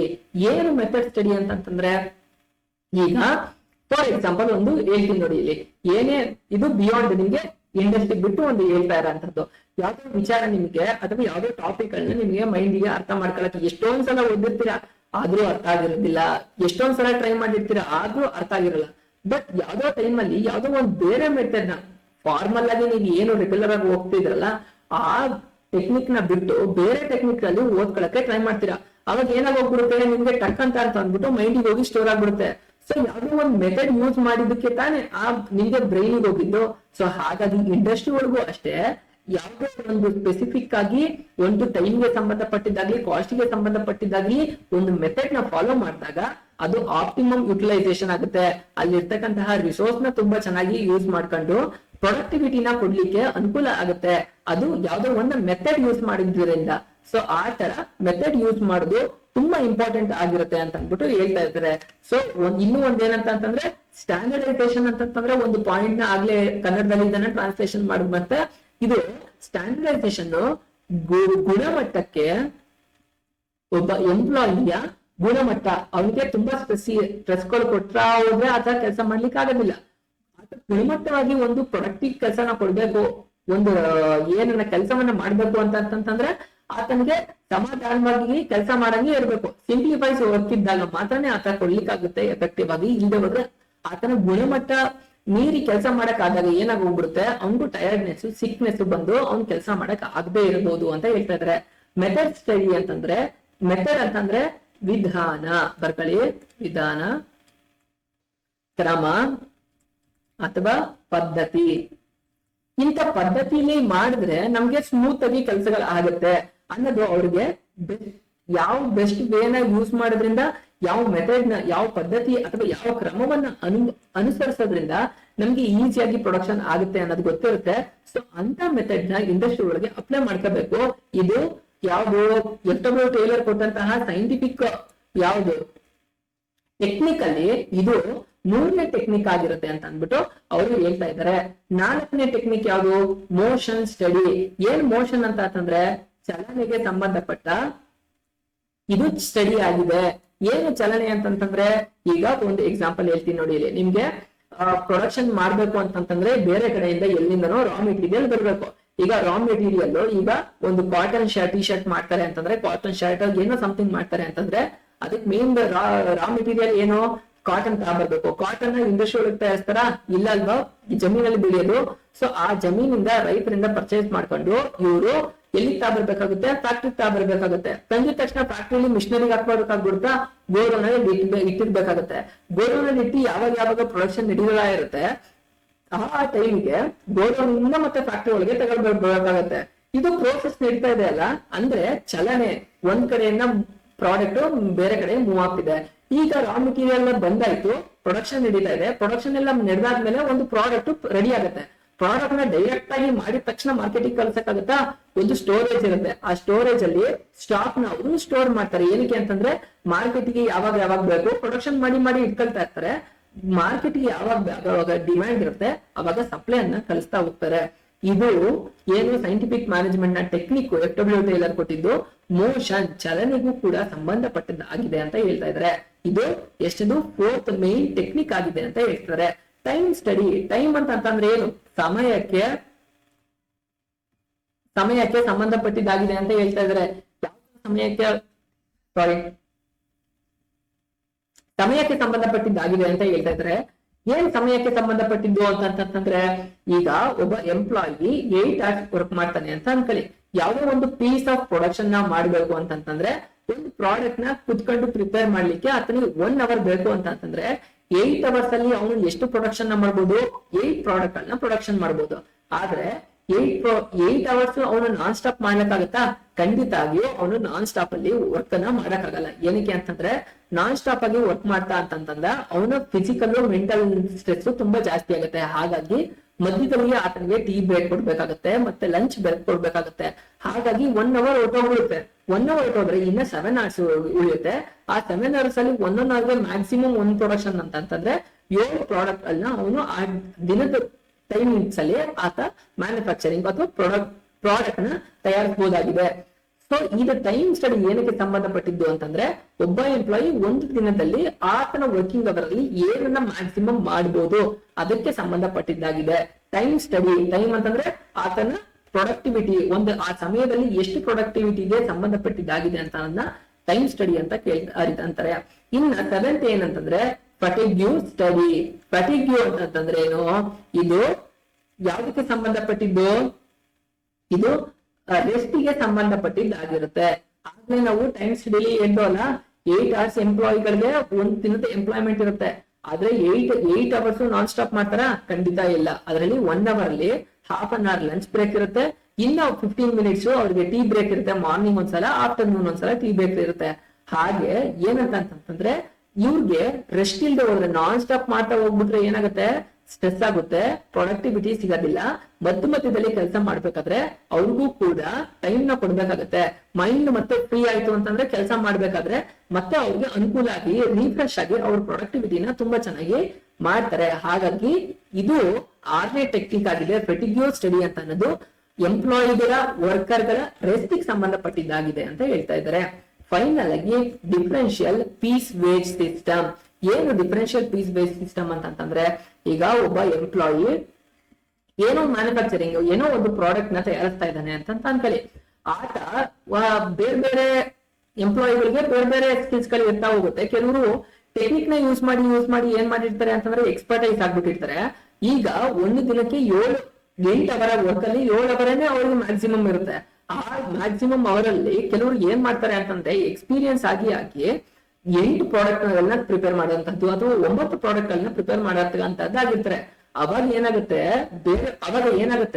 ಇವನು 9 ಪ್ರಾಡಕ್ಟ್ ನ ಪ್ರಿಪೇರ್ ಮಾಡ್ತಾ ಇದ್ದಾನೆ. 9 ಪ್ರಾಡಕ್ಟ್ ನ ಒಂದು ದಿನಕ್ಕೆ ಪ್ರಿಪೇರ್ ಮಾಡ್ದ ಅಂತಂತಂದ್ರೆ ಯಾರು ಕೆಲಸವನ್ನ ಮಾಡಿಸ್ಕೊಳ್ತಾ ಇರ್ತಾರಲ್ಲ, ಓನರು ಅಥವಾ ಬಿಸ್ನೆಸ್ ಹೆಡ್ ಯಾರಿರ್ತಾರಲ್ಲ, ಅವನ್ಗೆ ಒಂದು ಪೀಸ್ ನ ಮ್ಯಾನುಫ್ಯಾಕ್ಚರಿಂಗ್ ಜಾಸ್ತಿ ಮಾಡೋದಕ್ಕೆ ಜಾಸ್ತಿ ಪೇಮೆಂಟ್ ನ ಕೊಡ್ತಾ ಹೋಗ್ತಾರೆ. ರೆಗ್ಯುಲರ್ ಆಗಿ ಏನ್ ಪೇಮೆಂಟ್ ಕೊಟ್ರು 2 ಪ್ರಾಡಕ್ಟ್ ನ ಜಾಸ್ತಿ ಮಾಡಿದಾಗ ಅವ್ನಿಗೆ ಪೇಮೆಂಟ್ ಇನ್ನೂ ಜಾಸ್ತಿ ಬಂತು. ಅವಾಗ ಏನ್ ಖುಷಿ ಆಯ್ತು?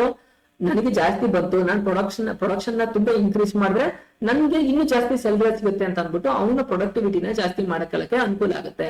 ಸೊ ಇದರಿಂದ ಇನ್ನೂ ಒಂದು ಇಂಡೈರೆಕ್ಟ್ ಆಗಿ ಅಡ್ವಾಂಟೇಜ್ ಏನಾಗುತ್ತೆ?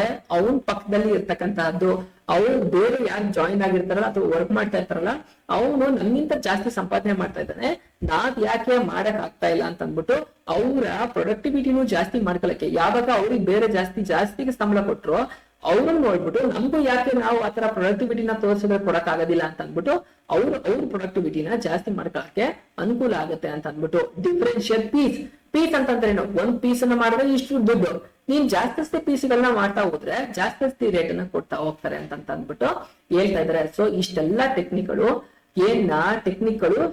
FW ಟೇಲರ್ ಕೊಟ್ಟಂತಹ ಸೈಂಟಿಫಿಕ್ ಮ್ಯಾನೇಜ್ಮೆಂಟ್ ಗೆ ಸಂಬಂಧಪಟ್ಟಿದ್ದ ಆಗಿದೆ. ಇದಾಗಿತ್ತು. ಇನ್ನ ನೆಕ್ಸ್ಟ್ ನಿಮಗೆ ಯಾರ್ದು ಅಂತಂದ್ರೆ ಇನ್ನೊಬ್ರು ಯಾವುದು ನಿಮ್ಮ ಮ್ಯಾನೇಜ್ಮೆಂಟ್ ಗೆ ಸಂಬಂಧಪಟ್ಟಂಗೆ ಥಿಯರಿನ ಕೊಟ್ಟಿದ್ದಾರೆ. ಅವ್ರ ಬಗ್ಗೆ ನಾವು ನೆಕ್ಸ್ಟ್ ಕ್ಲಾಸ್ ಅಲ್ಲಿ ತಿಳ್ಕೊಳ್ಳೋಣ. ನಿಮ್ಗೆ ಈಗ ಇವತ್ತಿನ ಕ್ಲಾಸ್ ಅಲ್ಲಿ ಏನೇನನ್ನ ಅರ್ಥ ಮಾಡ್ಕೊಂಡಿದ್ದೀರಾ ಅಂತಂದ್ರೆ ಫಸ್ಟ್ ಇಂದ ಒಂದು ಕ್ವಿಕ್ ರಿವಿಷನ್ ನೋಡ್ತಾ ಹೋಗೋಣ. ನೀವು ಫಸ್ಟ್ ಈ chapter principles of scientific management ಯಾವ್ದಕ್ಕೆ ಸಂಬಂಧಪಟ್ಟಿರೋಂತಹದ್ನ ನೋಡಿದಿರಾ, ಮತ್ತೆ ಇದು ಎಕ್ಸಾಮ್ಗೆ ಯಾವ ಪಾಯಿಂಟ್ ಆಫ್ ವ್ಯೂ ಅಲ್ಲಿ ಎಷ್ಟು ಮಾರ್ಕ್ಸ್ ಬರುತ್ತೆ ಅನ್ನೋದು ನಿಮ್ಗೆ ಕಂಪ್ಲೀಟ್ ಆಗಿ ಗೊತ್ತಾಯ್ತು. ಅದಾದ್ಮೇಲೆ ಪ್ರಿನ್ಸಿಪಲ್ಸ್ ಆಫ್ ಮ್ಯಾನೇಜ್ಮೆಂಟ್ ಅಂತಂದ್ರೆ ಮೀನಿಂಗ್ ಗೊತ್ತಾಯ್ತು, ಅದ್ರ ಕ್ಯಾರೆಕ್ಟರಿಸ್ಟಿಕ್ಸ್, ಅದ್ರದ್ದು ನೇಚರ್ ಯಾವ ತರ ಅಂತ ಅಂದ್ಬಿಟ್ಟು ಕಂಪ್ಲೀಟ್ ಆಗಿ ಸಿಕ್ತು, ಇನ್ಫಾರ್ಮೇಶನ್ ಸಿಕ್ಕಿದೆ. Scientific principles of significance of principles of management ನ ಮಹತ್ವ ಏನು ಅನ್ನೋದು ಕಂಪ್ಲೀಟ್ ಆಗಿ ಪಾಯಿಂಟ್ ಟು ಪಾಯಿಂಟ್ ಎಕ್ಸ್ಪ್ಲೈನ್ ಮಾಡಿದೀನಿ, ಕಂಪ್ಲೀಟ್ ಆಗಿ ಅರ್ಥ ಆಗಿದೆ. FW ಟೇಲರ್ ಸೈಂಟಿಫಿಕ್ ಮ್ಯಾನೇಜ್ಮೆಂಟ್ ಗೆ ನೀಡಿದಂತಹ ಕಾಂಟ್ರಿಬ್ಯೂಷನ್ ಏನು, ಅವರು ಯೂಸ್ ಮಾಡಿದಂತಹ ಪ್ರಿನ್ಸಿಪಲ್ಸ್ ಗಳು ಯಾರು ಕೊಟ್ಟಂತಹದ್ದು, ಅವರ ಟೆಕ್ನಿಕ್ ಇಂದ ಹೇಗೆ ಪ್ರೊಡಕ್ಷನ್ ತುಂಬಾ ಚೆನ್ನಾಗಿ ಇಂಪ್ರೂವ್ಮೆಂಟ್ ಆಯ್ತು ಅನ್ನೋದನ್ನ ಕಂಪ್ಲೀಟ್ ಆಗಿ ನಾವು ನೋಡ್ತಾ ಹೋಗಿದ್ದೀವಿ. FW ಟೇಲರ್ ಗೆಲ್ಲಿ ಅವರು ಏನ್ ಮಾಡಿದ್ರು, ಅವ್ರನ್ನ ಯಾಕೆ ಫಾದರ್ ಆಫ್ ಸೈಂಟಿಫಿಕ್ ಮ್ಯಾನೇಜ್ಮೆಂಟ್ ಅಂತ ಕರೀತಾರೆ, ಟೈಮ್ ಅಂಡ್ ಮೋಷನ್ ಸ್ಟಡೀಸ್ ಅಂತಂದ್ರೇನು, ಅವ್ರಿಗೆ ಎಲ್ಲಿ ವರ್ಕ್ ಮಾಡಿದ್ರು, ಅವ್ರಿಗೆ ಯಾವ ತರದ ಇಂಜಿನಿಯರ್ ಅನ್ನೋದನ್ನೆಲ್ಲ ಕಲ್ತ್ಕೊಂಡಿದೀವಿ. ಅದಾದ್ಮೇಲೆ ಅವ್ರು ಕೊಟ್ಟಂತಹ ತತ್ವಗಳ ಸಿದ್ಧಾಂತಗಳು, ಸೈಂಟಿಫಿಕ್ ಮ್ಯಾನೇಜ್ಮೆಂಟ್ ಗೆ ನೀಡಿದಂತಹ ಮೇನ್ 4 ಸಿದ್ಧಾಂತಗಳು ಯಾವುದು ಅಂತ ಅಂದ್ಬಿಟ್ಟು, ಟೆಕ್ನಿಕಲ್ಲಿ 7 ಡಿಫ್ರೆಂಟ್ ಟೈಪ್ ಆಫ್ ಟೆಕ್ನಿಕ್ಗಳು ಅವ್ರು ಯಾವ್ಯಾವ್ದನ್ನ ಕೊಟ್ಟರು ಅಂತ ಅಂದ್ಬಿಟ್ಟು ಕಂಪ್ಲೀಟ್ ಆಗಿ ಎಲಾಬರೇಟ್ ಆಗಿ ನೋಡ್ಕೊಂಡಿದೀವಿ. ಫಂಕ್ಷನಲ್ ಫಾರ್ಮ್ಯಾನ್ಶಿಪ್ ಆಗಿರ್ಬೋದು, ಸ್ಟ್ಯಾಂಡರ್ಡೈಸೇಷನ್ ಅಂತ ಸಿಂಪ್ಲಿಫಿಕೇಶನ್ ಆಫ್ ವರ್ಕ್ ಆಗಿರ್ಬೋದು, method study, motion study, time study, fatigue study ಆಗಿರ್ಬೋದು, ಡಿಫ್ರೆಂಟ್ ಸ್ಪೀಸ್ ವೇಜಸ್ ಸಿಸ್ಟಮ್ ಆಗಿರ್ಬೋದು, ಇಷ್ಟನ್ನು ನಾವು ಇವತ್ತಿನ ಕ್ಲಾಸ್ ಅಲ್ಲಿ ಕಂಪ್ಲೀಟ್ ಆಗಿ ಅರ್ಥ ಮಾಡ್ಕೊಂಡಿದೀವಿ. ಇನ್ನು ನಿಮ್ಗೆ ಏನಾದ್ರು ಡೌಟ್ ಗಳಿದೆ ಅಂತಂದ್ರೆ ಕಮೆಂಟ್ ಮಾಡಿ, ನಾನು ಕ್ಲಾರಿಫಿಕೇಶನ್ ಕೊಡ್ತಾ ಹೋಗ್ತೀನಿ. ಇನ್ನು ನಿಮ್ಗೆ ಏನಾದ್ರೂ ಚಾಲೆಂಜಸ್ ಇದೆ, ಕಷ್ಟ ಆಗ್ತಿದೆ, ಅರ್ಥ ಮಾಡ್ಕೊಳಕ್ ಆಗ್ತಿಲ್ಲ ಅಂತಂದ್ರೆ ಕೇಳಿ, ಇನ್ನೂ ಒಂದು ಸಿಂಪ್ಲಿಫೈ ಮೆಥಡ್ ಅಲ್ಲಿ ನಾನು ಮಾಡ್ಲಿಕ್ಕೆ ಟ್ರೈ ಮಾಡ್ತೀನಿ. ಈ ಸಾಫ್ಟ್ವೇರ್ ಗೆ ಸಂಬಂಧಪಟ್ಟಂಗೆ ನಿಮಗೆ ಏನು ಸಾಫ್ಟ್ ಕಾಪಿ ಬೇಕು ಈಗಾಗಲೇ ನಾನು ಗ್ರೂಪ್ ಅಲ್ಲಿ ಶೇರ್ ಮಾಡಿದ್ದೀನಿ, ಟೆಲಿಗ್ರಾಮ್ ಗ್ರೂಪ್ ಅಲ್ಲಿ, ವಾಟ್ಸ್ಆಪ್ ಗ್ರೂಪ್ ಅಲ್ಲಿ. ಟೆಲಿಗ್ರಾಮ್ ಗ್ರೂಪ್ಗಳು ಮತ್ತೆ ವಾಟ್ಸ್ಆಪ್ ಗ್ರೂಪ್ ಗೆ ಜಾಯಿನ್ ಆಗಿ, ಸೊ ನಿಮಗೆ ಬೇಕಾದಂತಹ ಇನ್ಪುಟ್ಸ್ ಗಳು ಟೈಮ್ ಗೆ ಸಿಗ್ತಾ ಹೋಗುತ್ತೆ. ಹಾಗೇನೆ ಇದು ಈ ಕ್ಲಾಸ್ಗಳು ನಿಮ್ಗೆ ಅನುಕೂಲ ಅನಿಸ್ತಾ ಇದೆ, ಅರ್ಥ ಆಗ್ತಿದೆ ಅಂತಂದ್ರೆ ನಿಮ್ಮ ಫ್ರೆಂಡ್ಸ್ ಗಳ ಜೊತೆಗೂ ಶೇರ್ ಮಾಡ್ತಾ ಹೋಗ್ಲಿ. ಇನ್ನೊಂದು ಕ್ಲಾಸ್ ಅಲ್ಲಿ ಇನ್ನೊಂದು ಸೈಂಟಿಫಿಕ್ ಮ್ಯಾನೇಜ್ಮೆಂಟ್ ಇದೆ, ಮ್ಯಾನೇಜ್ಮೆಂಟ್ ಗೆ ಸಂಬಂಧಪಟ್ಟಂಗೆ ಒಂದು ಥಿಯರಿ ಇದೆ. ಆ ಥಿಯರಿನ ಮುಗಿಸಿ ಈ ಚಾಪ್ಟರ್ ನಾವು ಕ್ಲೋಸ್ ಮಾಡೋಣ. ಸೊ ನೆಕ್ಸ್ಟ್ ಕ್ಲಾಸ್ ಅಲ್ಲಿ ಮತ್ತೆ ಸಿಗ್ತಾ ಹೋಗೋಣ. ನಿಮ್ಗೆ ಏನಾರ ಡೌಟ್ ಇತ್ತು ಅಂತಂದ್ರೆ ನನ್ನನ್ನ ಮತ್ತೆ ಕಾಂಟ್ಯಾಕ್ಟ್ ಮಾಡಬಹುದು.